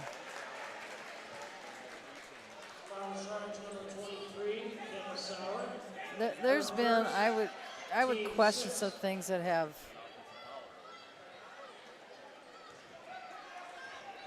Sullivan still working that last call. Finally, the ball gets put in play to Iams. She has to go back across midcourt to get it. Oh, how was that not a? And eventually, what turned into probably should have been called a travel was a turnover, becomes a foul. So almost worst case scenario for Ames. Lipsy's called for the foul. That is now in the bonus situation for Centennial. They'll shoot 1 and 1 more. 1 and a bonus if she can convert. You need to make sure that they box out. Making the free throw is just as important too. Burns gets her first points with 44.6 seconds to go. She's normally at 8 points a game. The lead is 2. And it will stay that way until Sauer steals it. I don't know if that's a steal. She just chased the rebound. She did. Now Centennial has a chance to tie it. They still have a timeout left. Schoen with it. 30 seconds to play. Sauer pulls up the dribble. Burns. Schoen thinks 3. Gets rid of it. Sauer. Ames thought a travel. Finally, Centennial takes a timeout with 17.4. Woo! We got a good one. The final 17.4 when we come back from Ankeny Centennial High School. Year-end closeout event. Schottenkirk Chevrolet Waukee. Up to $4,500 off. Plus 0% for 72 months on new 18 Silverados. Including 2,500 and 3,500. 0% for 72 on Volt, Cruise, and Trax. And 2019 Equinox. New 19 Equinox. $245 per month lease. Only $999 plus taxes and fees. Up to $5,500 off. Plus 0% for 72 on all new Tahoes and Suburbans. Hurry in. Schottenkirk Chevrolet Waukee. WaukeeChevy.com. Black Friday. 17.4 seconds remain. Centennial down 7 just a couple of minutes ago. They've come back on a Schoen 3, a Runchie free throw, a Runchie 3, and a Burns free throw. All right, Jackie Sapp, how long do you hold it in that clock? I would take the last shot. I mean, I would wait till 3 seconds. Not try to, in case you miss it, get the rebound. Now, are you trying to get it into Schoen? You trying to get it to Runchie? Go with your best player, right? Yeah, I would go with Schoen. Sauer will inbound it. Centennial out of timeouts. Runchie now with it. And Centennial's going to hold it. Kiana Harris, Sauer was there. Schoen, step back, 3! Won't go. Kiana Harris is fouled on the rebound and has a chance with 7 seconds. That's just plain determination. So now Lipsy all of a sudden picks up 4. She had 3 fouls. Just boom, have boom, all boom. come here in the fourth quarter, and Harris misses the first one. Harris misses the first. So now, do you miss it and try to get the rebound? Or you just take points where you can and then foul, and then we just play the foul game? Ames takes a timeout. Well, the big emphasis has got to be you've got to box out. You've got to box out because that's how they've gotten beat to the ball the last 2 times. So if I'm Ames, I'm saying box out. If I don't know how good a free throw shooter she is. I would say from the free throw I just saw that Alexander Kiana Harris is a 63.6% free throw shooter on the season. I might say then just miss it on purpose and hope for the rebound. Yeah, because they're scrappy. I mean, Centennial, but I yes. think so is Ames. Yeah, but they've got. But you can't have Lipsy foul. You got to keep her out. You still have Courtney. I don't know. This is interesting. This is one of those. So now, all right, say. Well, if you score, you're down 1. They take the ball out. You almost have to foul unless you can cause a 5-second count, which they have done it a couple times already tonight. So. Alexandria, sorry. Alex is what coach calls her. Up 2 are the Ames Little Cyclones. Harris missed the first, hits the second. So now what do? You got a foul before. Harris's first points of the game. Waite gets it in, and then finally Runchie fouls Waite, but 1.3 seconds go off the clock. See, this is where I don't like, because that's intentional. I mean, even though she's trying to go for the ball, it's just intentional. I mean. And that's what they were calling underneath us here. You know, so. But Waite's the last one you wanted to foul, 96% free throw shooter. See, now I would put Ames up, so she's on the ball. I would put her up on the ball and give them a hard time throwing it in, and they've got everybody back. Well, they've got one person up here. 2-point lead. 5.7. Waite connects on both. And Ames takes a timeout to draw the defense. So maybe they were going to call the defense the whole time. But say she misses that, you can't call timeout. That was risky right there to have those players back there. All right, we'll take a quick 30 and have the final few seconds when we come back.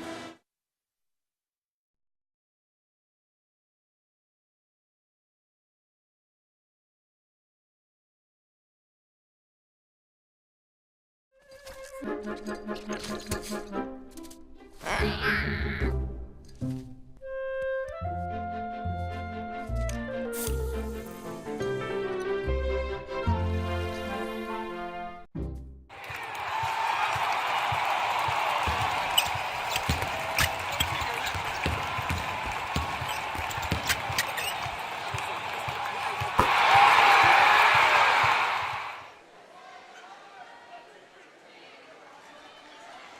put somebody on the ball? Yeah, I would. I would put someone, and you've got to make sure that they dribble the ball. You can't let them pass.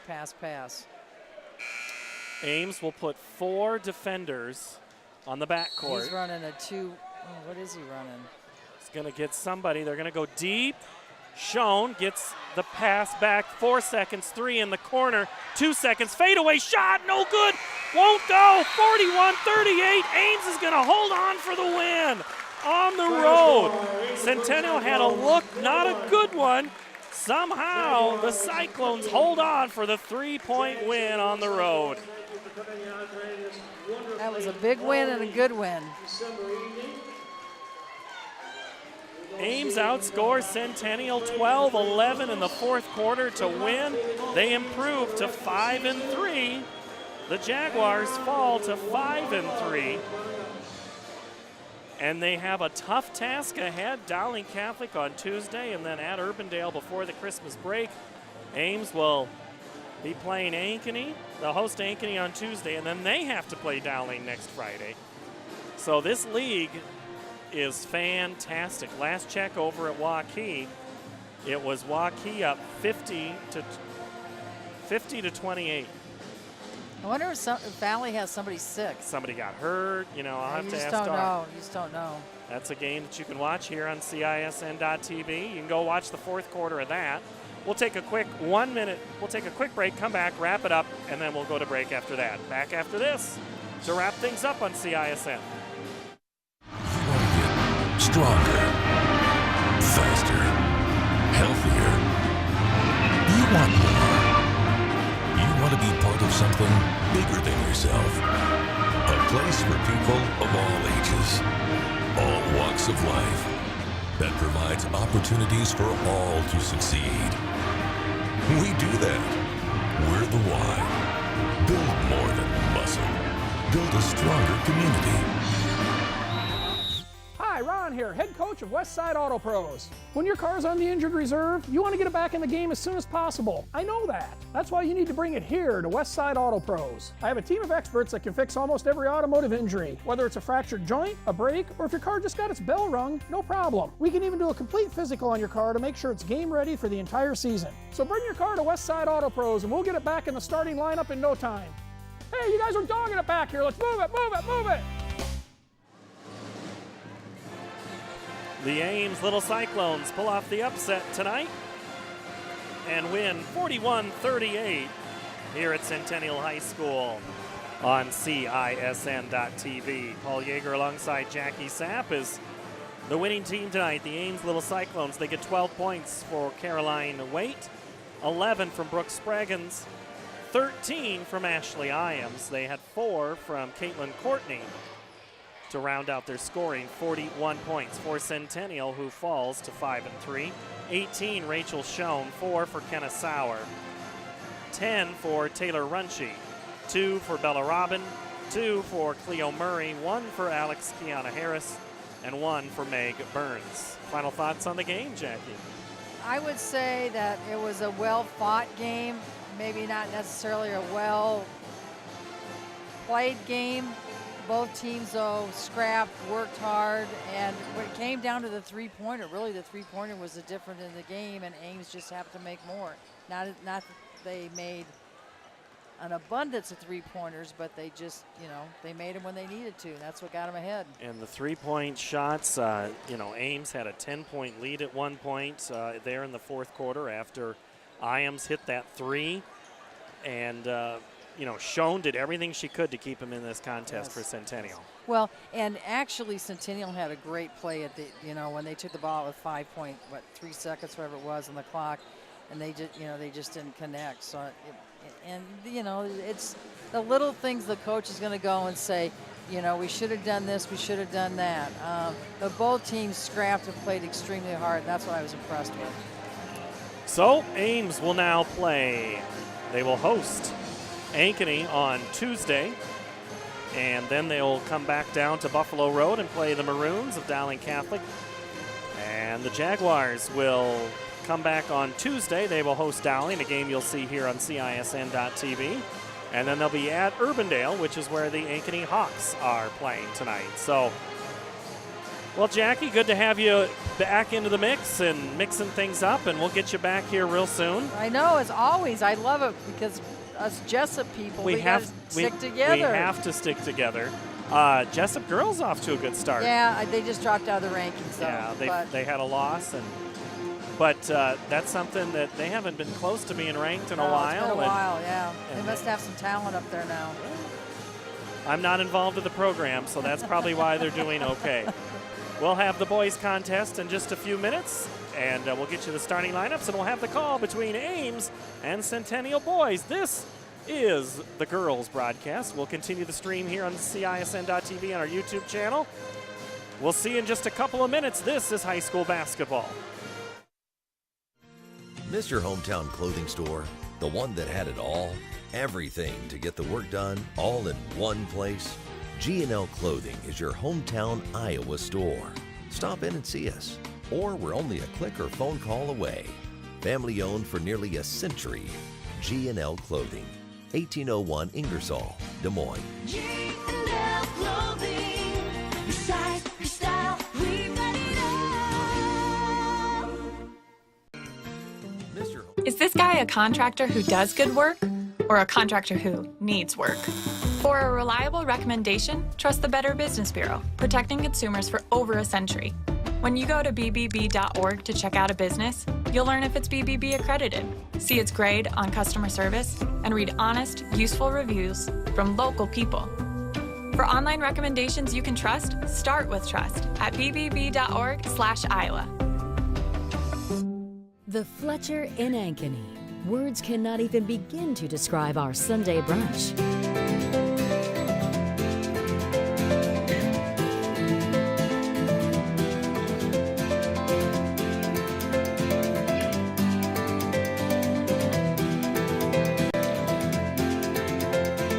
You won't find a better Sunday brunch than what's being prepared for you. Try it this Sunday. The Fletcher, North Ankeny Boulevard in Ankeny.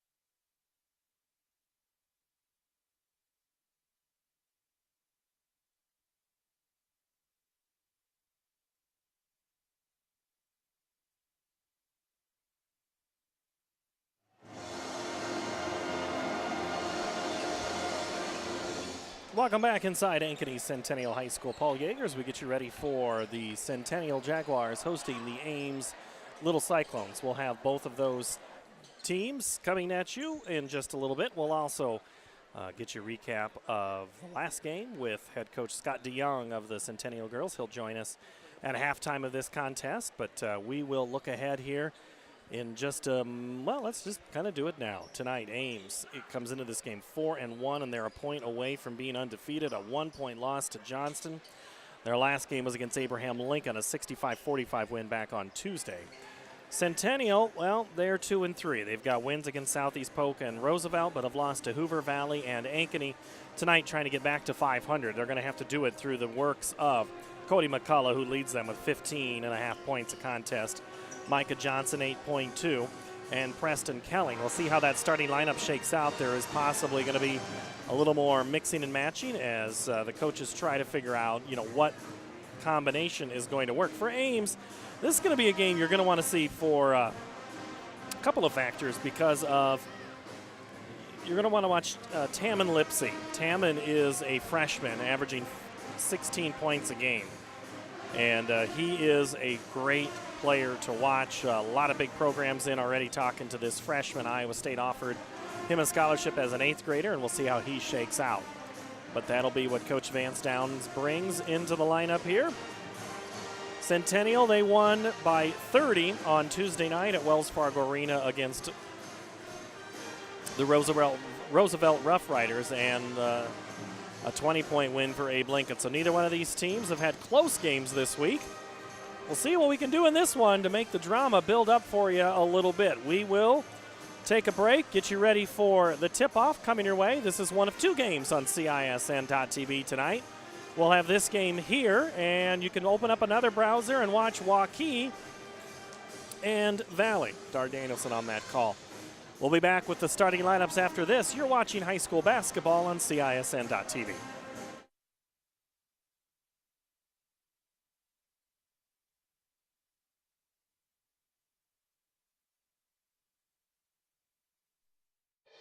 Moms typically get to make a majority of the healthcare decisions for their family. That can be a lot of pressure, but not for me, because I know the choice is ours.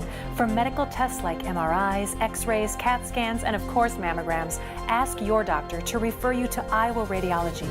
They work around our hectic schedules, they're the best at what they do, and they're so great with my family. They truly care, and it shows. Visit iowaradiology.com or call to schedule an appointment. Iowa Radiology, our focus is your good health.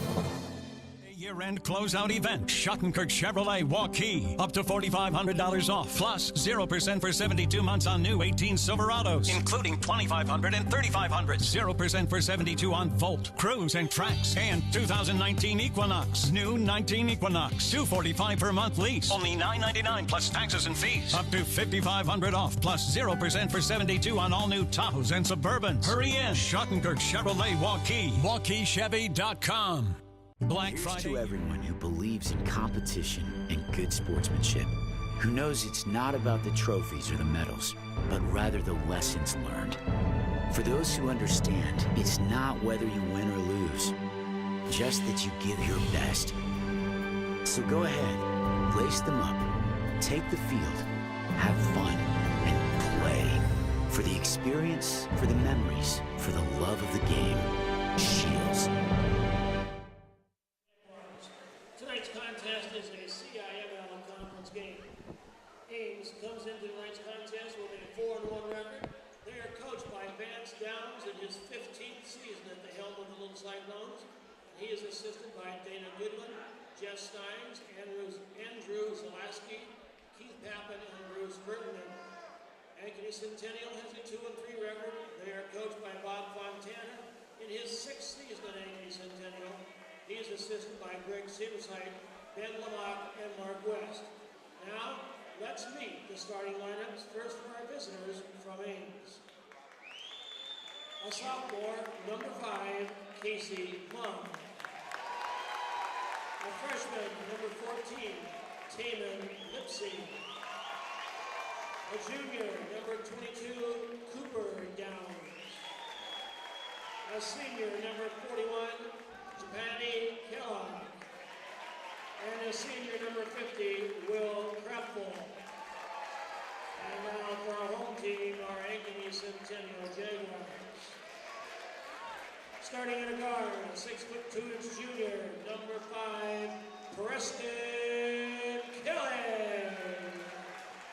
At a guard, a 5'11" senior, number 20, Tyler Rogers. And one forward, a 6'4" senior, number 24, Lathan Brandt. And another forward, a 6'7" junior, number 35, Cody McCullough. And rounding out the forward court, a 6'7" junior, number 42, Micah Johnson. Our officials for this game, Tim Wilsterhouse, Ken Applegate, and Brian Abel. We're ready for high school basketball, game number 2 tonight here on CISN.TV. Paul Yeager alongside Peter Tarpey as we get you ready for game 2 of our doubleheader from the Centennial Gym, the Ankeny north side of town. It'll face the Ames Little Cyclone in their black uniforms. They're coached by Vance Downs, and the Jaguars are coached by Mr. Bob Fontana. As we get ready to tip, it will be Casey Mumm, Tatum Lipsey, Cooper Downs, Japana Kellogg, and Will Kraffel, where the Jaguars will counter with Colleen Rogers, Brandt, McCullough, and Johnson. And the Jaguars take the tip. They're in their home whites tonight. A little bit of a tweak in the lineup from the last time we saw them last Friday night. Micah Johnson, McCullough, who had a really good game against Ankeny last week. Nice drive, and too many steps for Lathan Brandt. It'll be Ames ball. So the sophomore Mumm, the freshman Lipsey, the junior Downs, and the 2 seniors of Kellogg and Kraffel.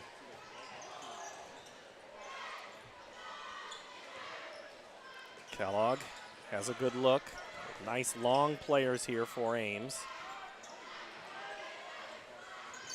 Boy, such a quick off the dribble for Lipsey. Makes it look easy. Nice fake. And on the cut, no good. Missed shot by Kellogg, and Centennial clears it. No score. A minute gone by. Rogers kicks it. McCullough misses. Johnson shuffles. 3-pointer for Brandt is no good, and neither team been able to find the bucket so far. Off the loose shot, Centennial clears with Brandt. Rogers was open for a moment on the cut. Early on, Centennial moving it around the outside as Ames in a man-to-man defense. As Lipsey guards Kelling. Nice in the move there by Rogers. No good, too hard off the right side. And it's Cooper Downs.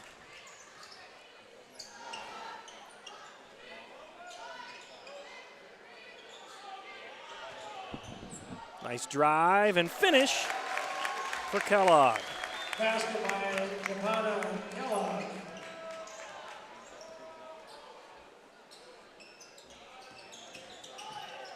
Brandt out of control and a charge. The senior goes a little too hard.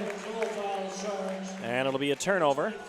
Brandt, his first, team first.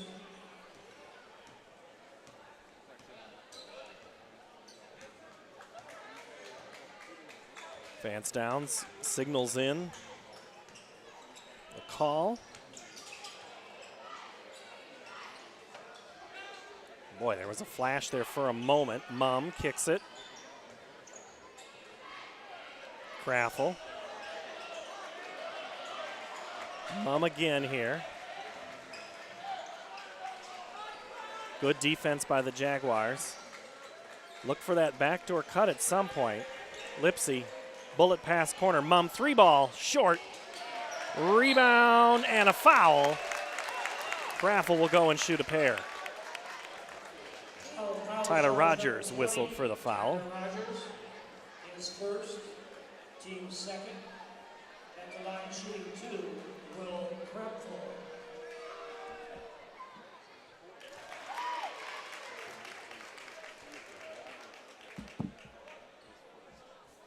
Earlier tonight, it was the Ames Little Cyclone girls with the win over Centennial as both free throws go for Kraffel.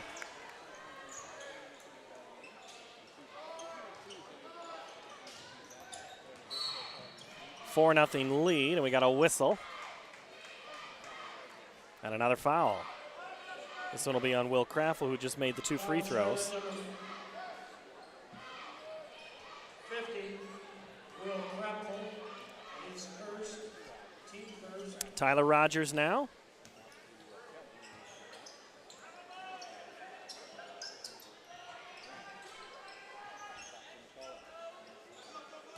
McCullough, the big game last week so far, hasn't touched the ball much, so Ames trying to deny him the pass. Finally, they get it on the entry, but then he's got to take 2 big steps, and all of a sudden he's 15 feet from the bucket. McCullough looks at 3, goes into Johnson. So far, good denying defense by Ames, and a steal by Cooper Downs, whose layup trail slam home by Kellogg. And it's a 6-0 advantage for Ames. This is CISN. Hey everyone, this is Dan Holm with Ankeny Fanatic. Be sure to check out our website this fall for the best local high school sports coverage around. Whether you're a Hawk or a Jaguar, we'll be covering everything from cross country, man that dude is fast, to volleyball and everything in between. Well hey Kenna, welcome back. You don't want to miss any of the hard-hitting action. Come visit us at AnkenyFanatic.com.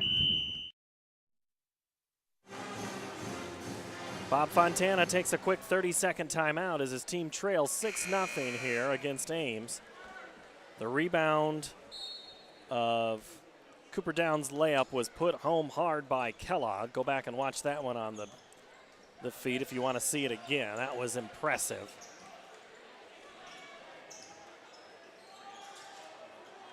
Brandt swings it over now to Rogers, who drives and kicks. One more pass, 3-ball corner, banked, hard, missed. Kellogg the rebound. Lipsy, just a fast first step. The runner won't go.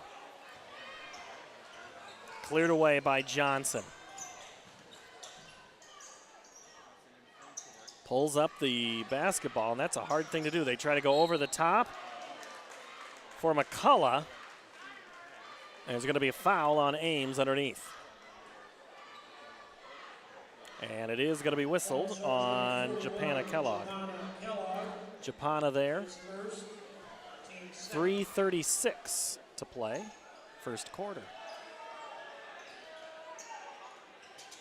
3, shot no good by Brandt. Rebound, that's Johnson. Spins, scores. The basket lid is lifted and the lead is cut to 4.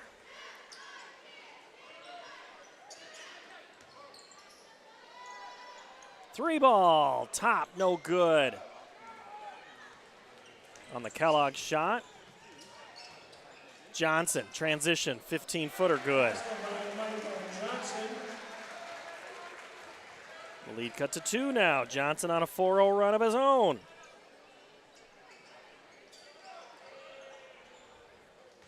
Kellogg kicks. Lipsy's pretty 3. Makes it look easy.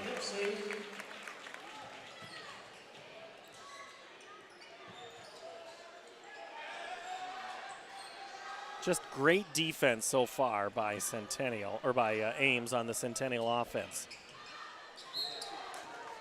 Kelling drives. And we're going to see a substitution, a couple of substitutions. We will. Lipsy picks up the foul. And we'll see Kelly missing the first free throw. Seversyke comes in. Brandt goes out. Ames brings in Mosley and Strawwacker.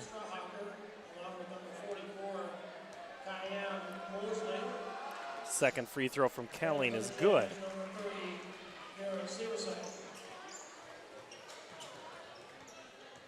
Lead back to 4. Oh, Lipsy, so good. Nice pass. Shot is blocked of Strawwacker. Seversyke in transition 3, good.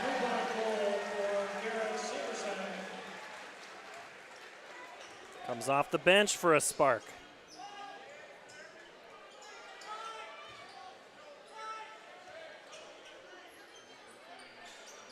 Ames now with a 1-point advantage. Under 2 to play, first quarter.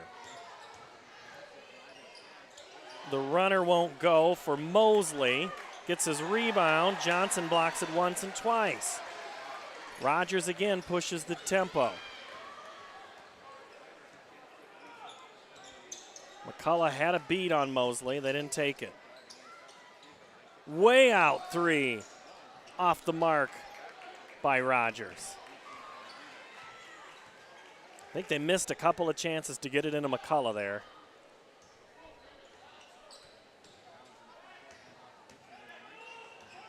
Now the up top 3 weave. McCullough steps in front. McCullough's cousin plays for Ankeny, and the Hawkettes with a 46-40 win at Urbandale tonight.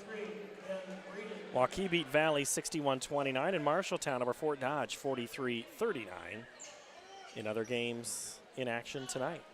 Minute 8 to play. Vance Downs calls the play.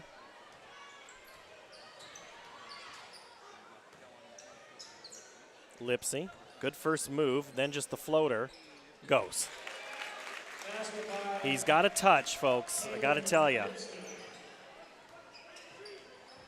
That's the sign of a good one.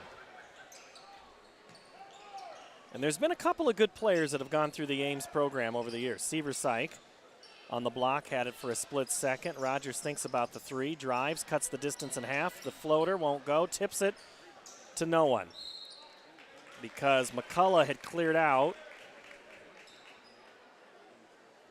Ames won back-to-back state championships a few years ago with a couple of players you may have heard of. Some guy named Harrison Barnes and Doug McDermott. Both went on to great college careers and have been great pros as well. And to think that they were on the same team.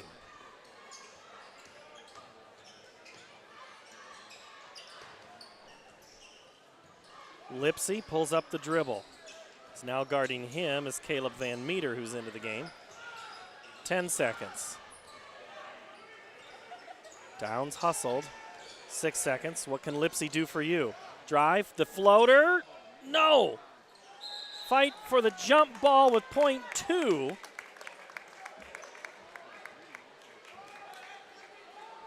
Can only be a tip. Substitution for the Jags, number 42, Mike Johnson, along with 24, Lathan Brandt.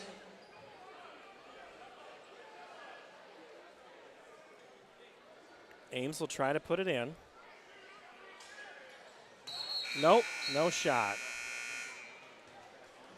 We've played a quarter. Ames leads 11-8. This is CISN.TV.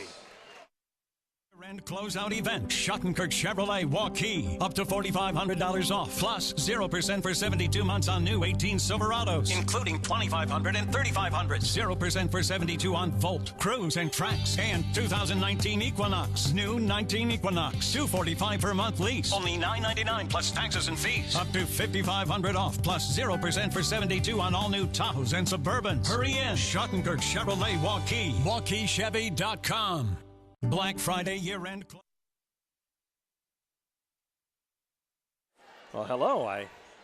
Good to have you back. I meant to tell the boss a full 30. He was always on me about not thanking our fine sponsors like such great people that bring this broadcast to you here. Let's try to get you a couple of other scores, thanks to the love of Twitter.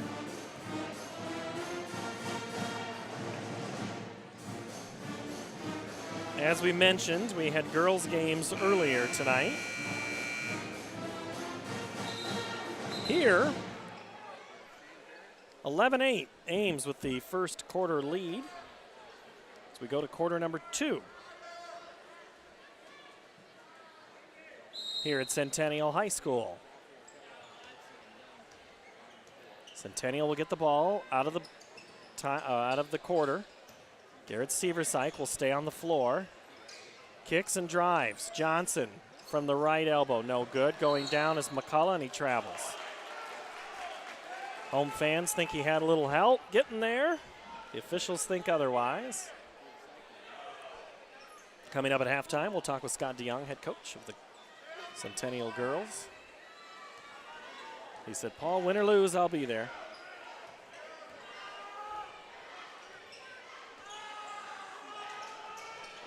Mum picks up the dribble and then gets it back.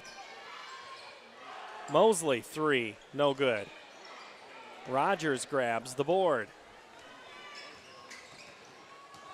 And then takes it the distance and lays it in.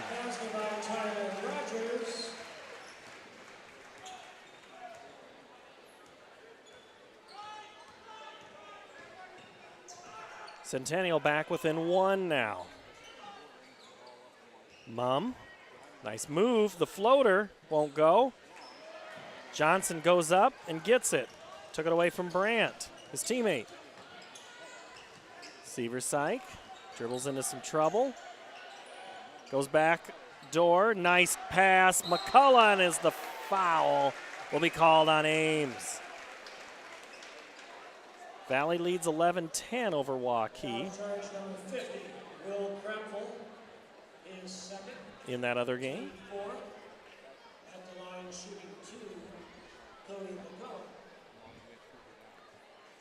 Centennial, their first chance to tie it since it was 0-0.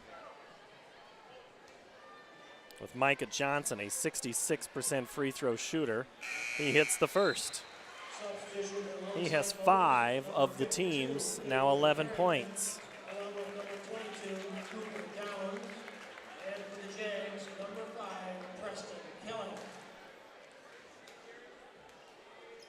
And the Jags miss the opportunity on the free throws to take the lead, get the rebound with Preston Kelling. Johnson hits it up and makes it. Jaguars with their first lead of the game.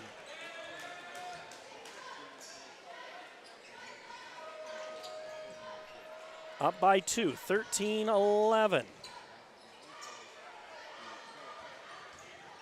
Nice drive. Too hard on the shot by Kellogg. And will shoot 1 after the made bucket.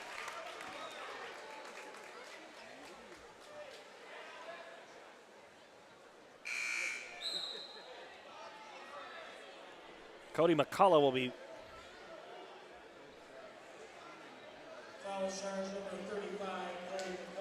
Cody McCullough, and the bucket was good by Cody Phillips, another freshman. And can't get it to go. But we're tied back at 13.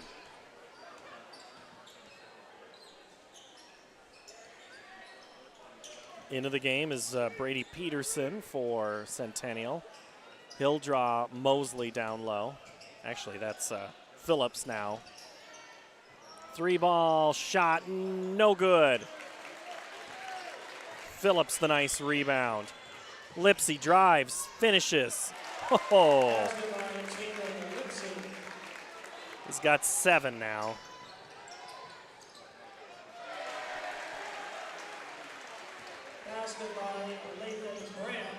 Brandt for 2, and now the tempo picks up a little bit.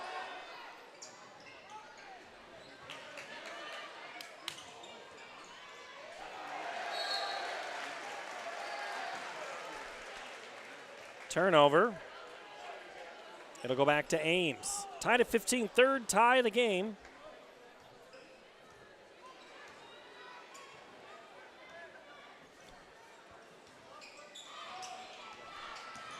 Nice drive by Rogers, kicks.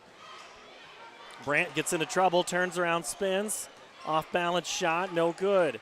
Kellogg runs the point, 3-on-3 break. Hesitates, goes, and is fouled on his way to the basket.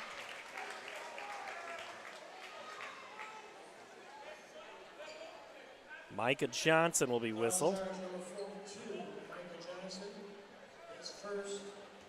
Kellogg, who had a great dunk earlier.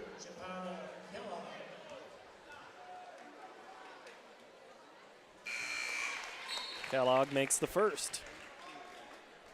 Substitution for the Jags, numbers 30, Garrett Severside, along with 32, Keaton Gray.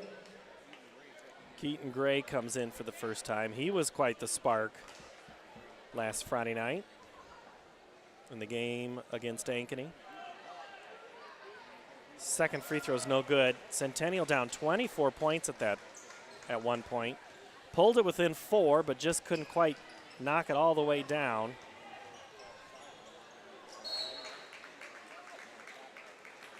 That one looked like to be a laugher, and then Centennial made it interesting. Here, they're hanging with Ames.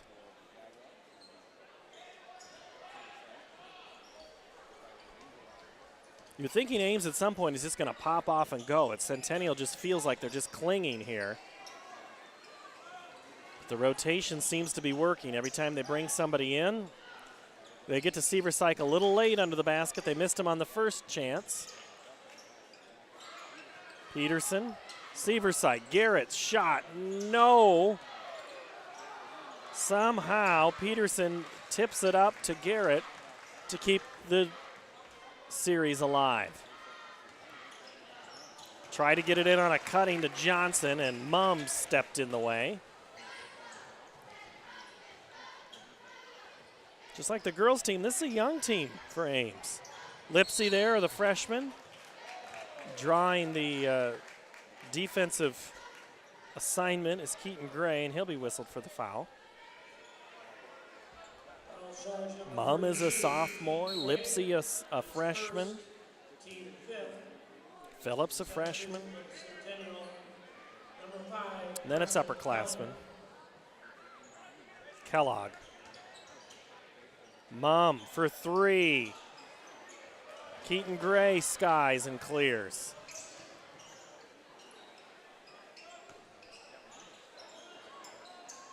Johnson fakes, drives the step, and fouled. Getting him on the arm, I think.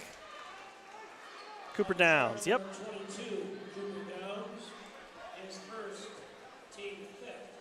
So now Micah Johnson.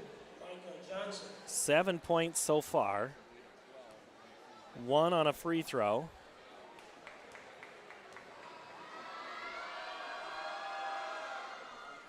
And misses the first, and there's so many Ames fans here. You'd have felt we were at Ames. Real silent student body tonight.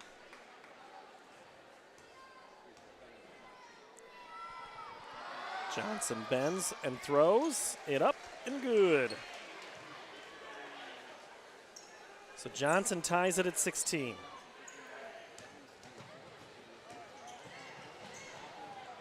Underneath, real hard goes Kellogg, and he's fouled by Peterson. Peterson might not have made any contact, but he did the big swipe, got him on the head, and they'll get you every time for that. Foul charge number 4, Brandon Peterson, his first. Peterson, his first, team number 6. So after this, we'll have bonus time. Kellogg misses the first. He's got 5 so far.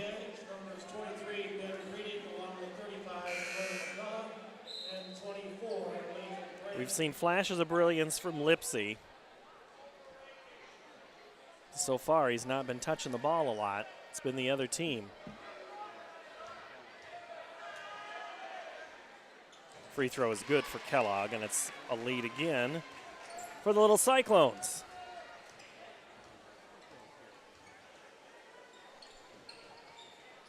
Jags with it, 3.5 to play in the contest here in the first half. And Brandt had it knocked out of his hands. You could pick Phillips, maybe.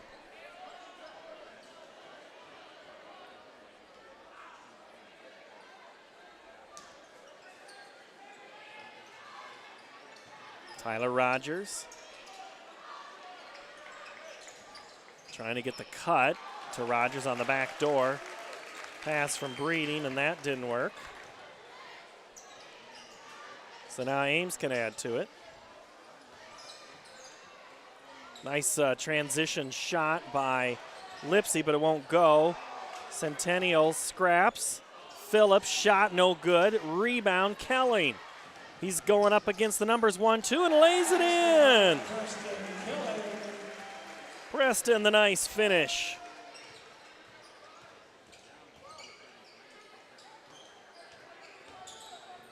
And a lead for Centennial.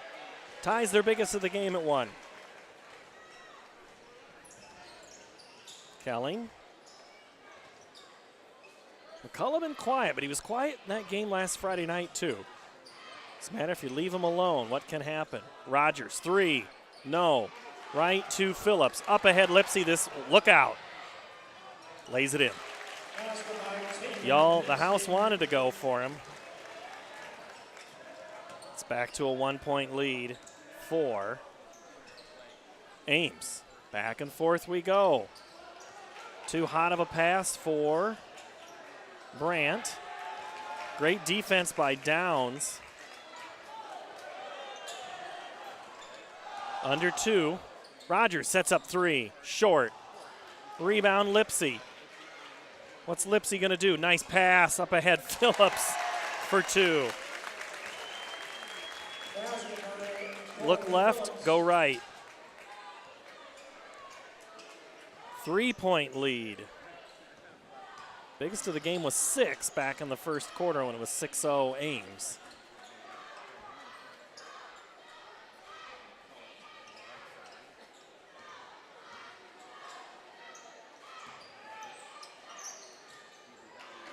McCullough's possession is knocked away there by Kellogg.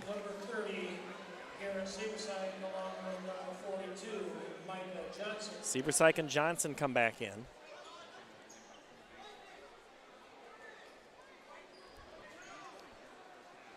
A little bit of confusion here on who's to take the ball out.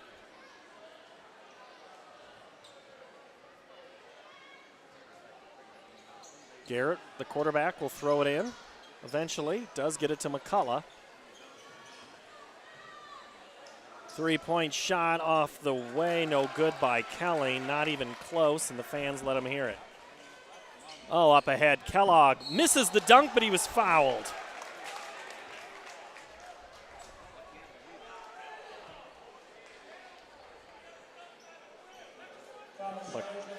McCullough picks up his second foul.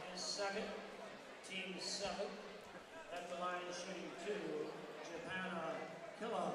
So Kellogg will have a chance with a minute 1 to add to this lead and connects on the first.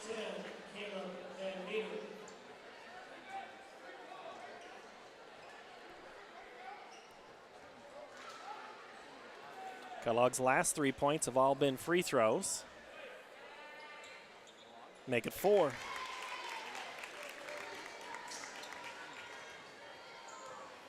Lead is back to 5, biggest the Cyclones have had since early on. Johnson, 3 off the mark, hard. And Lipsy being told to slow it down and wait.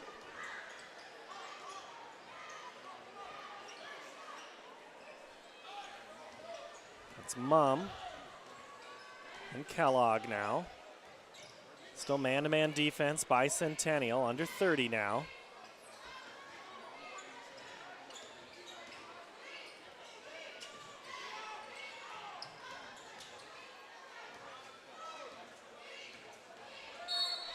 We're going to have a foul underneath.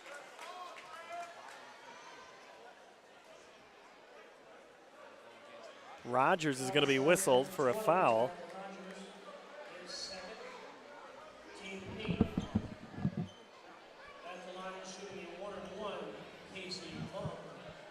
So now going to the line is Casey Mumm, who has 4 points a game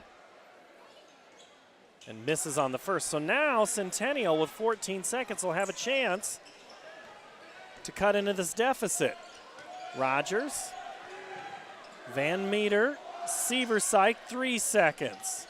On the cut, McCullough lays it in, and that'll end the half.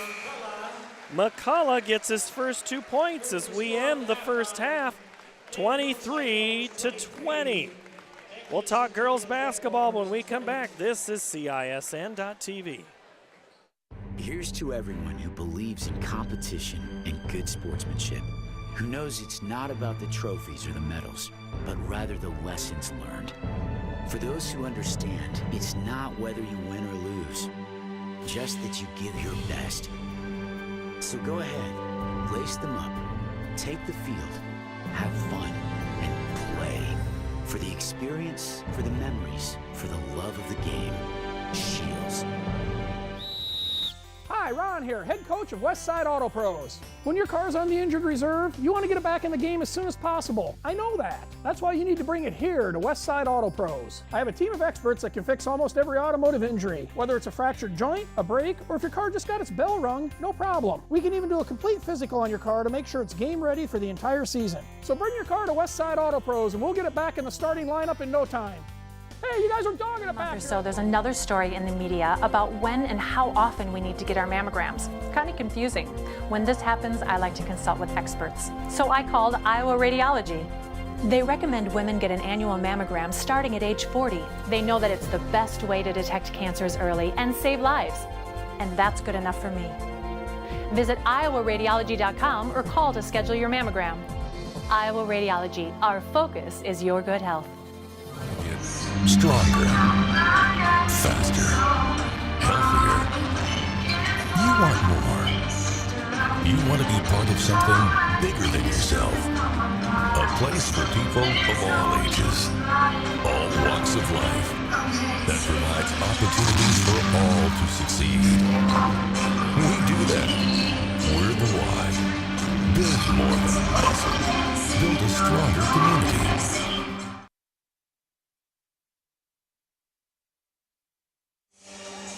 Welcome back to Centennial High School. Paul Yeager along with Centennial girls head coach Scott DeYoung. Coach, win or lose, you didn't want that second one, but here we are.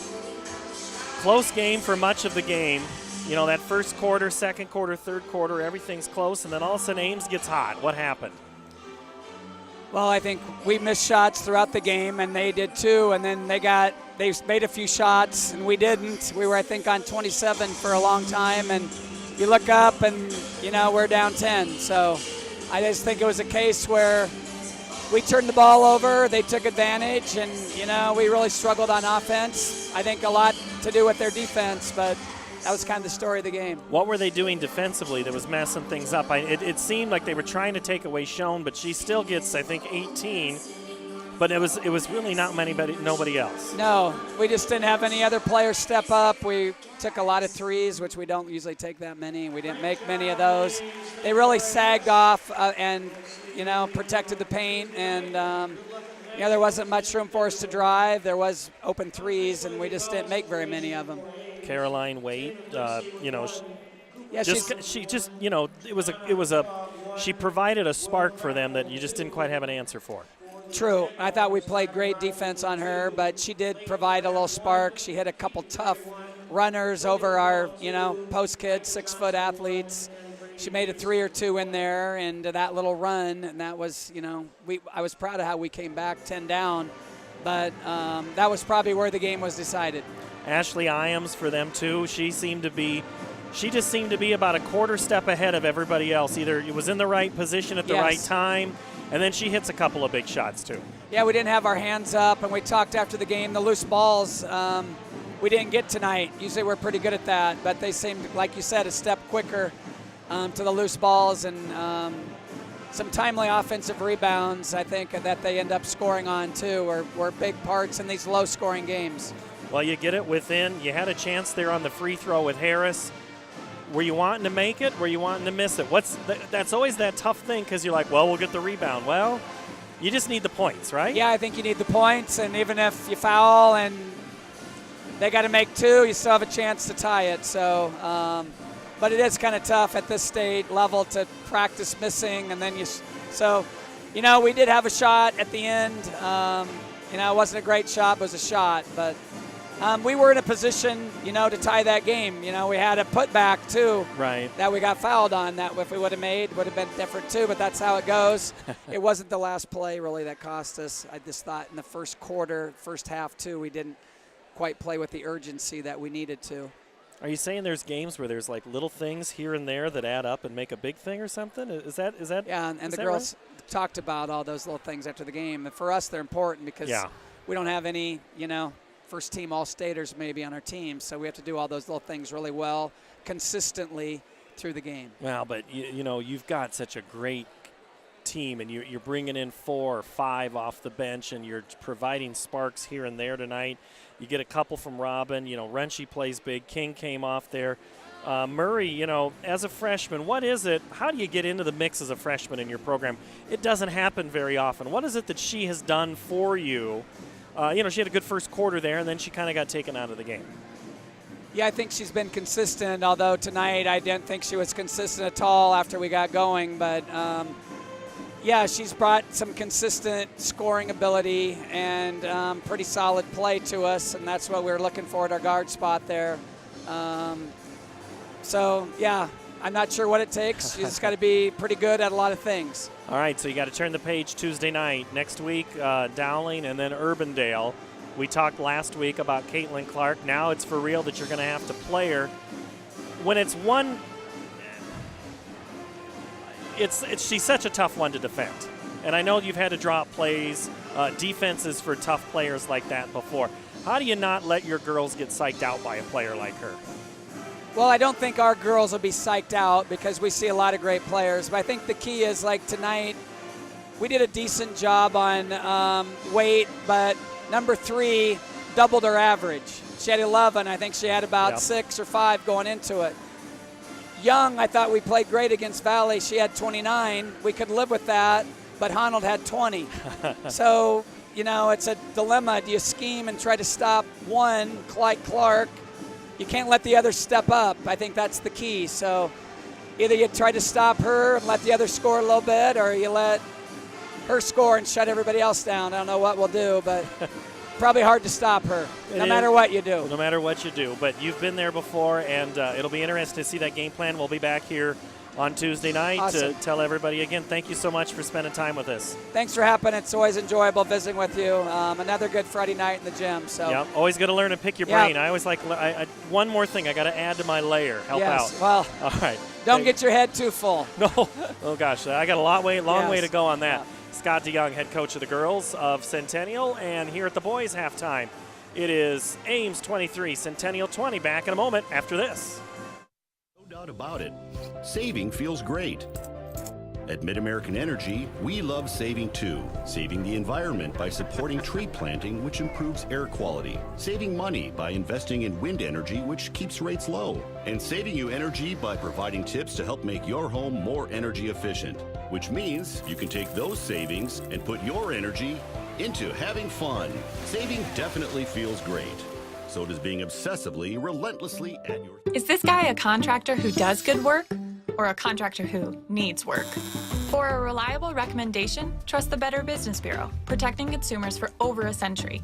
When you go to bbb.org to check out a business, you'll learn if it's BBB accredited, see its grade on customer service, and read honest, useful reviews from local people. For online recommendations you can trust, start with trust at bbb.org/Iowa.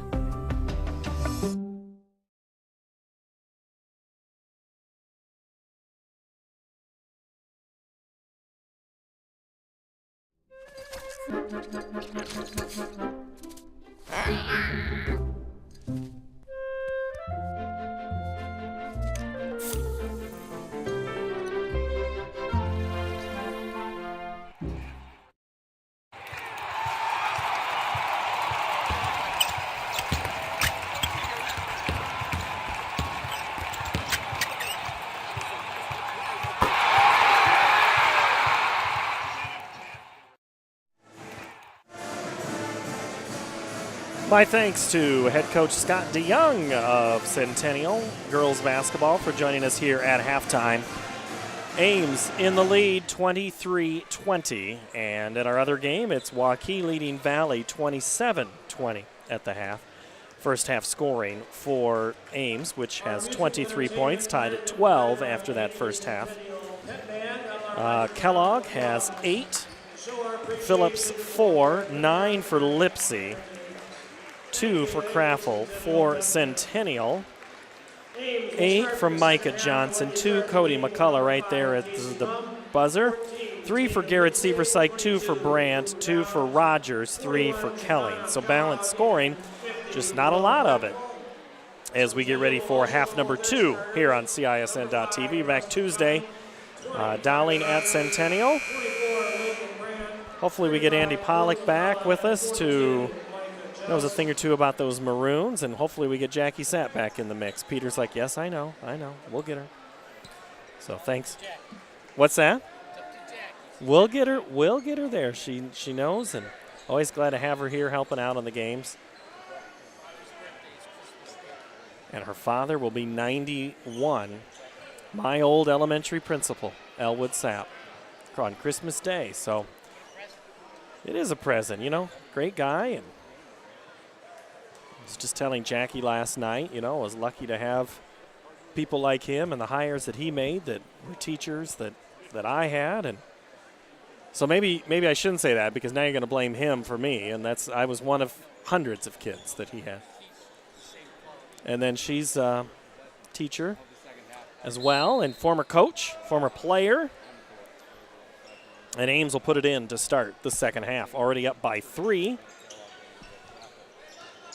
Lipsy, Kellogg, Mumm, Craffle, and that is Downs with the basketball. Ames in the all-black with the orange numbers and white trim. Centennial has Kelling, McCullough, Johnson, Brandt, and Rogers on the floor to start the second half. Lipsy's the one to watch. He's got a good, quick first step. Gets down in tough spots, makes passes. 1, 2, 3, Downs for 3. Yes. His first points of the game. The lead's back to 6. Biggest of the game for Ames. Pass underneath is broken up and stolen away. That's Mumm.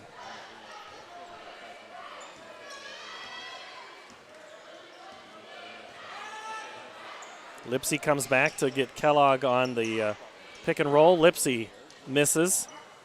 McCullough clears. Good box out on that.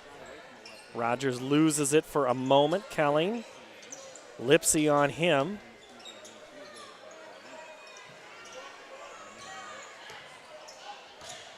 Johnson had Kellogg up in the air but didn't hit him. Brandt, the floater, too high. Craffle gets the rebound. Not a great look at the basket for Centennial.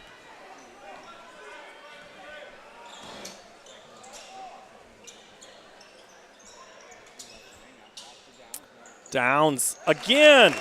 6 points have all come here in the second half for Cooper Downs. Biggest lead of the game for Ames. It's at 9. Brandt's 3 is no good. Rebound Kellogg, and now Ames can open up on this lead a little bit more. This time Downs passes it off. High screen. Lipsy just drives. Wow, Craffle. Not expecting it. You have got to be expecting a pass when Lipsy's on the floor, no doubt about it. It could come from anywhere, and that's one of those things that's hard to do for guys that are playing at an absolute different level, because he's going to try to make a play that you just no idea that it's coming. And that's what happened right there, as Craffle had no idea that bullet was coming, but you have to be ready for it at every given moment. And Ames fans know it, but they hustle it Gonna call a timeout, half possession, and a 9-point lead, 29-20.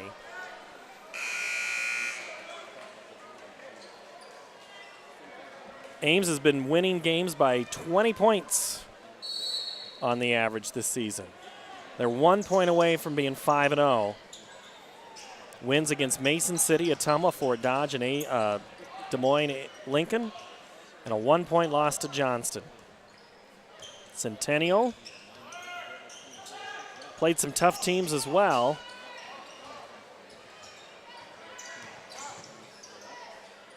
Kellogg thinks about the 3 loss to Hoover Valley and Ankeny. Ankeny tonight at Urbandale.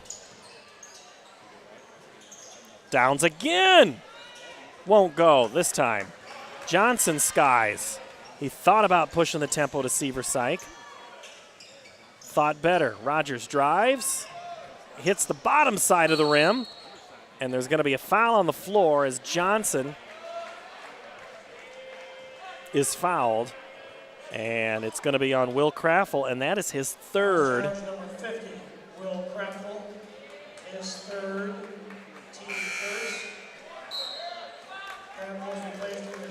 So Craffle will go out, and Corey Phillips will come back in.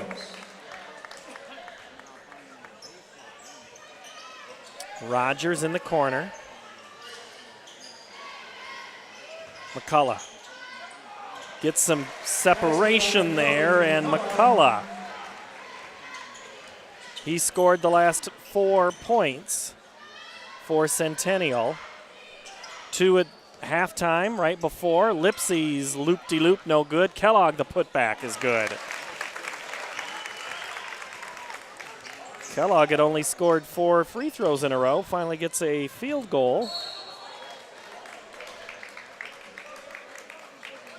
He now has 10.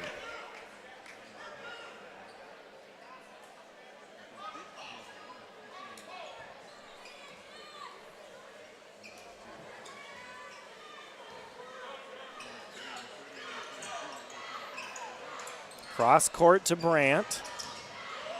Johnson in trouble.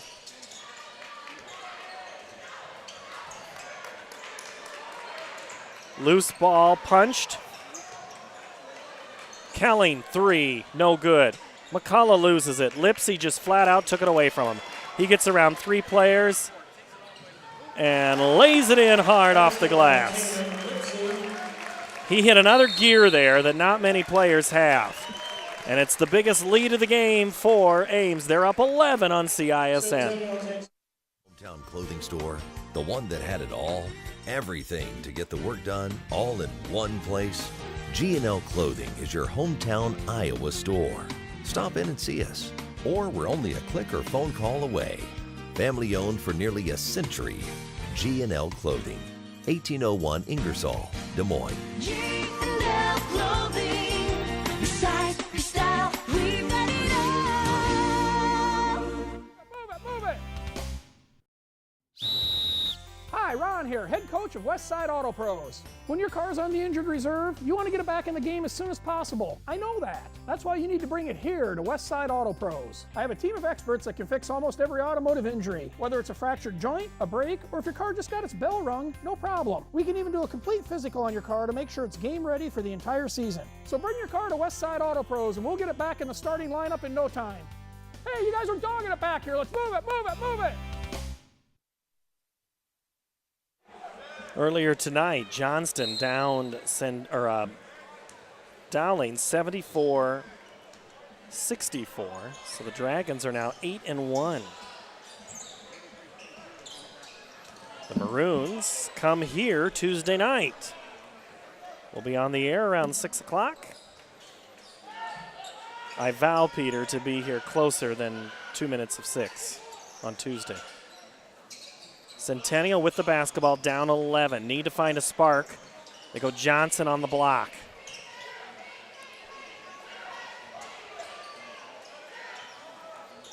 Kelling for 3. That could be it.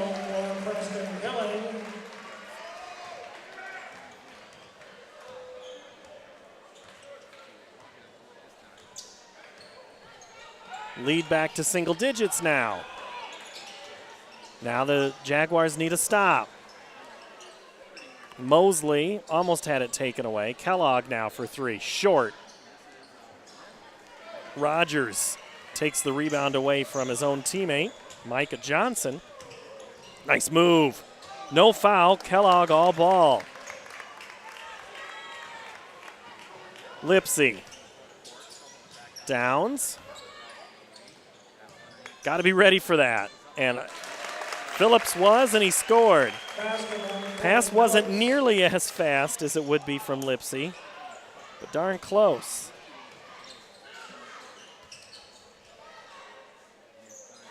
Johnson trying to find some space against Kellogg. Can't do it down low. Neither can McCullough. Three won't go. Kellogg the board.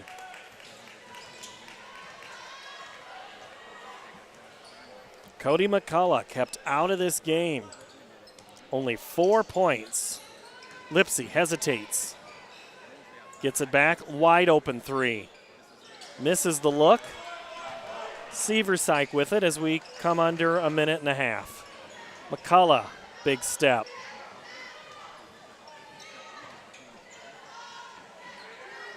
Guarded by Phillips. Kelling again, off balance threes, falling backwards on that shot. Hard to get a good look there. Phillips the rebound. Actually, that was Mosley.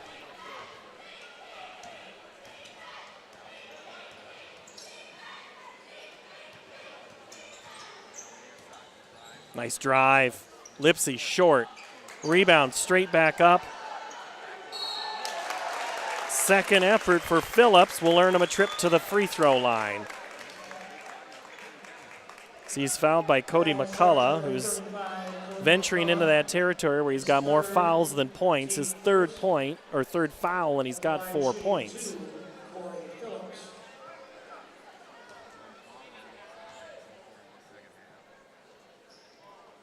The free throw from Corey Phillips is off the mark. He's averaging 5 points a game. He's above his average. He's a 55% free throw shooter. Breeding comes in, as does Keaton Gray. So Keaton Gray, you were the spark Friday night. Will you be the spark tonight? Trying to find some action for Breeding as well. It's Kelling. Pushes it up. Now Seversyke. Good pick by Breeding. McCullough. Hop, step, and a block. Downs, 35 seconds. Loses it. Gray had it for a moment, and then Gray's going to be called for the foul. It's going to be on Keaton Gray, his second. Oh, Breeding called for it. 32 or 23. Substitution for Centennial, number 4. Peterson comes back in. McCullough will get a 31-second break, plus the quarter.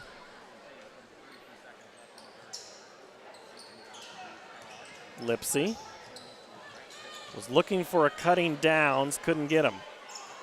Kellogg now at 20. Mosley.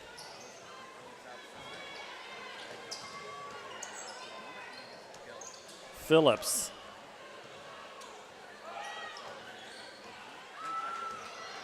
Lipsy under 7. Way out. He'll close that distance in a hurry. Clears it, kicks it. Three-pointer on the way. No! Mosley had a look. Ames comes up short. They lead by 10. We've played 3. Quarter 4 when we come back. The Fletcher in Ankeny. Words cannot even begin to describe our Sunday brunch.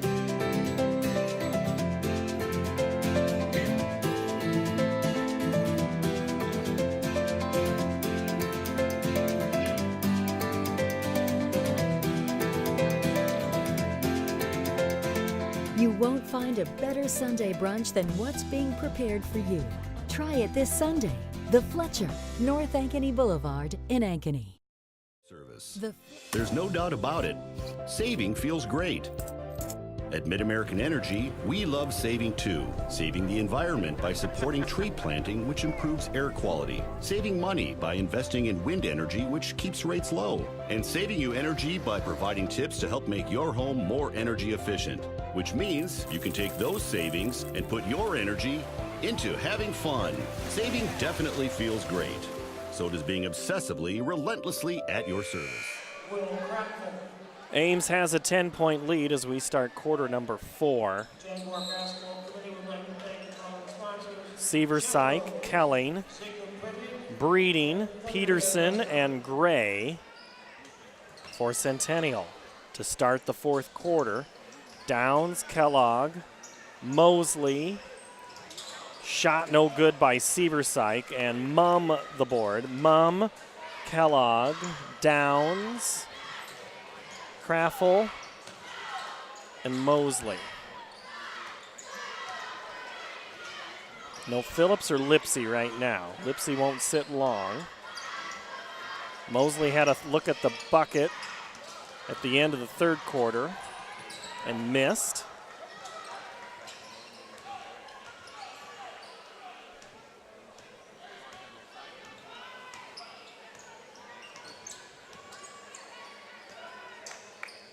Downs with it, and now Ames looks like they're just content with taking some time.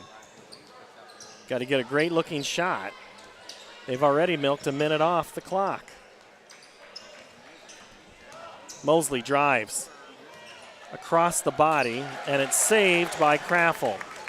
Good hustle, draws the applause from the home or the visiting fans. Seems like home fans, as many Ames fans are here tonight. Kellogg comes to the rescue. It doesn't seem to be anything Centennial can do right now. It's going to be a travel. Well, that's something that Ames did. Valley on a 12-0 run.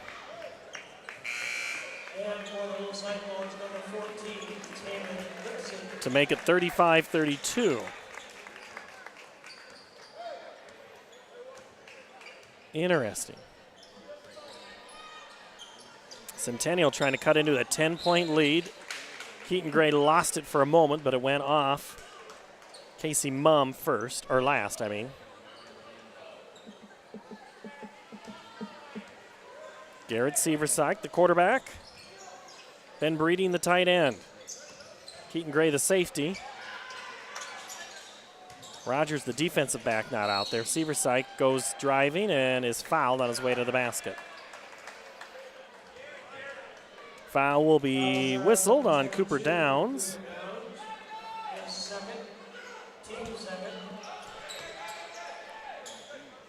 Into Breeding, back to Seversyke. 8-foot screen, no good. Craffle clears it as we get under 6. Centennial fans, not much to cheer about in this one. It's been all Ames here in the second half. Waukee leads Valley. Clarification there for you.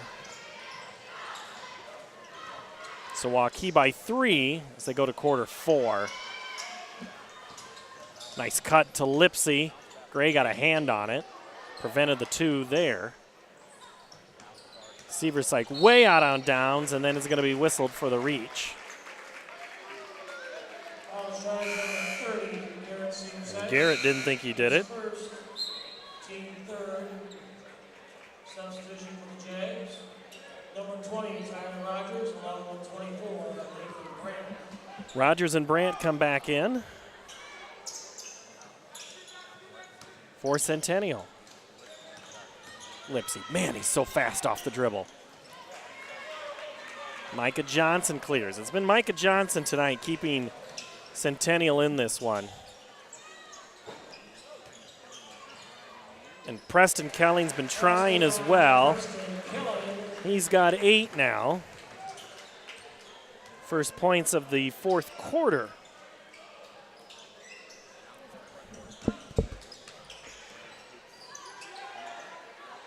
Three-pointer for Downs is no good. Brandt clears it.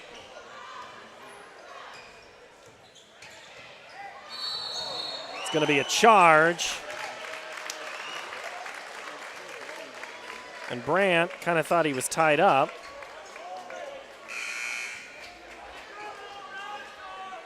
Brandt second on the offensive foul. Team 4.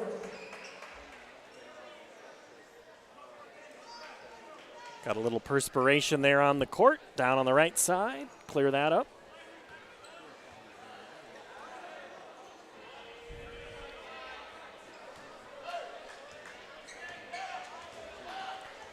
Mum will walk it up. 4:40 to play. Little Cyclones by 8. Kellogg.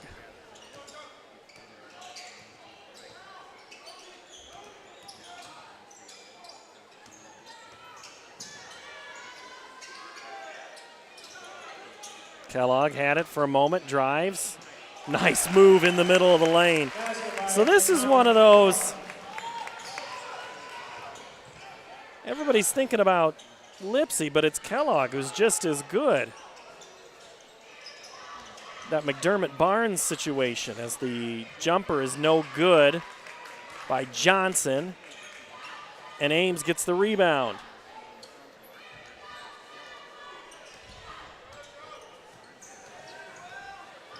Raffle gives it back to Kellogg. Kellogg is a senior, though. That was the difference with Barnes and McDermott. They were the same grade.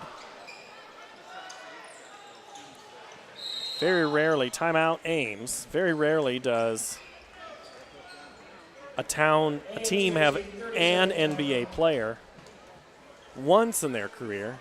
Ames had 2 in the same season. And that wasn't their first NBA player. Remember that little guy called Fred Hoiberg? He wasn't too bad. The mayor at Ames. All right, little story. If you look at, Peter's got the Ames bench there. Andrew Zalaski is an assistant coach standing on the back left. Zalaski, class of 95 at Wartburg College. His classmate at Wartburg was named head coach of the North Dakota State Bison football team today, Matt Entz. Matt Entz, the defensive coordinator for the Bison, used to be at Northern Iowa. And Entz gets the job today at North Dakota State. North Dakota State plays in the, they've advanced to the championship game in FCS.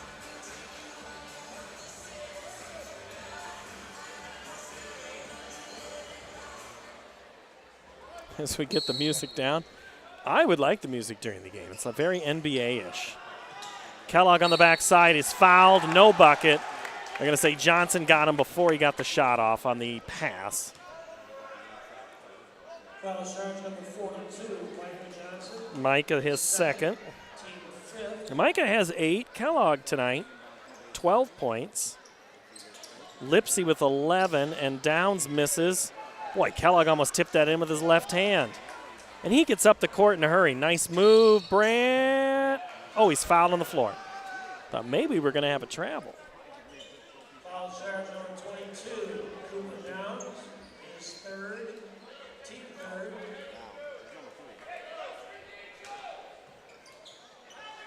Johnson now, Kelling.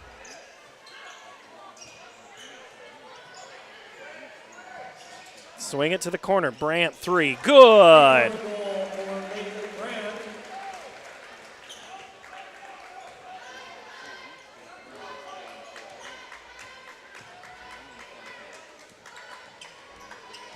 It's only been 7 points scored in this fourth quarter as we're under 3 minutes.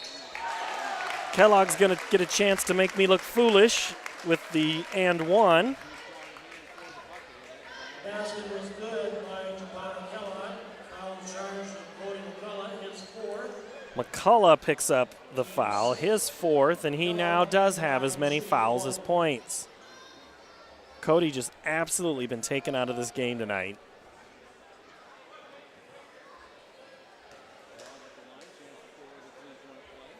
For the season as a team, Ames a 61% free throw shooting team, and free throws like that, they make it look easy. Kellogg now with 15. Leads back to 10. 2:40 to play. Kelling, Brandt, both have hit threes here in this game. Kelling takes the long shot. Kellogg just goes up and skies over everybody. No one close.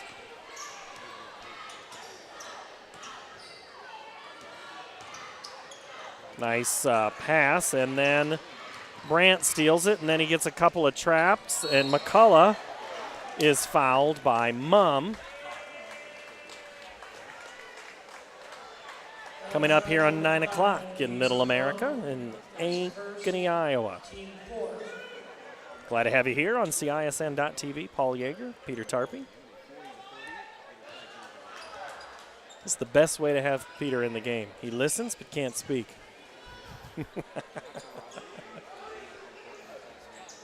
It's tough. Boy, does he want to talk. This is good therapy for him. Nice drive by Rogers. Johnson tried to tip it. All right, Lipsy up ahead. Lays it in. That's 2 breakaway layups for Lipsy, who's now got 13. The lead is 12. And will stay that way. Lipsy the board. Rogers might have bumped him a little bit. Downs. Cooper now top of the key.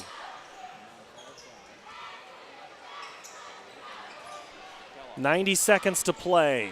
Ames in control. We'll see a few more substitutions come in for Centennial if Ames ever gives up the basketball. Lipsy.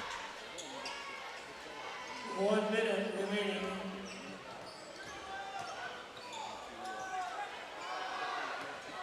Kellogg will drive. The loop-de-loop under the basket, no good, and there's a foul. Either Craffle or Kellogg. It's going to be on Kellogg. Foul charge number 41. Javon Kellogg is second, team fifth. Francis, Shannon, Caleb Van Meter. Also substitutions for Jaguars, number 3. Brody Peterson comes in. Keaton Gray. 2, Cameron Francis. 4, Brady Peterson. 10, Caleb Van Meter. Nice cut by Peterson, and he's fouled with a chance for another play, a point. Foul charge number 50, Will Crackle. He's 4. Craffle picks up his 4th foul. Basket was good by Brady Peterson. He will have 1 free throw.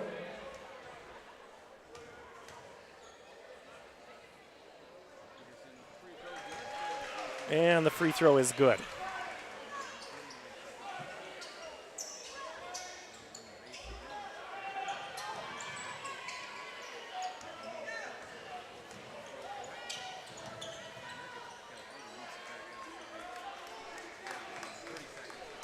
Now we're at the 30-second mark left in this contest.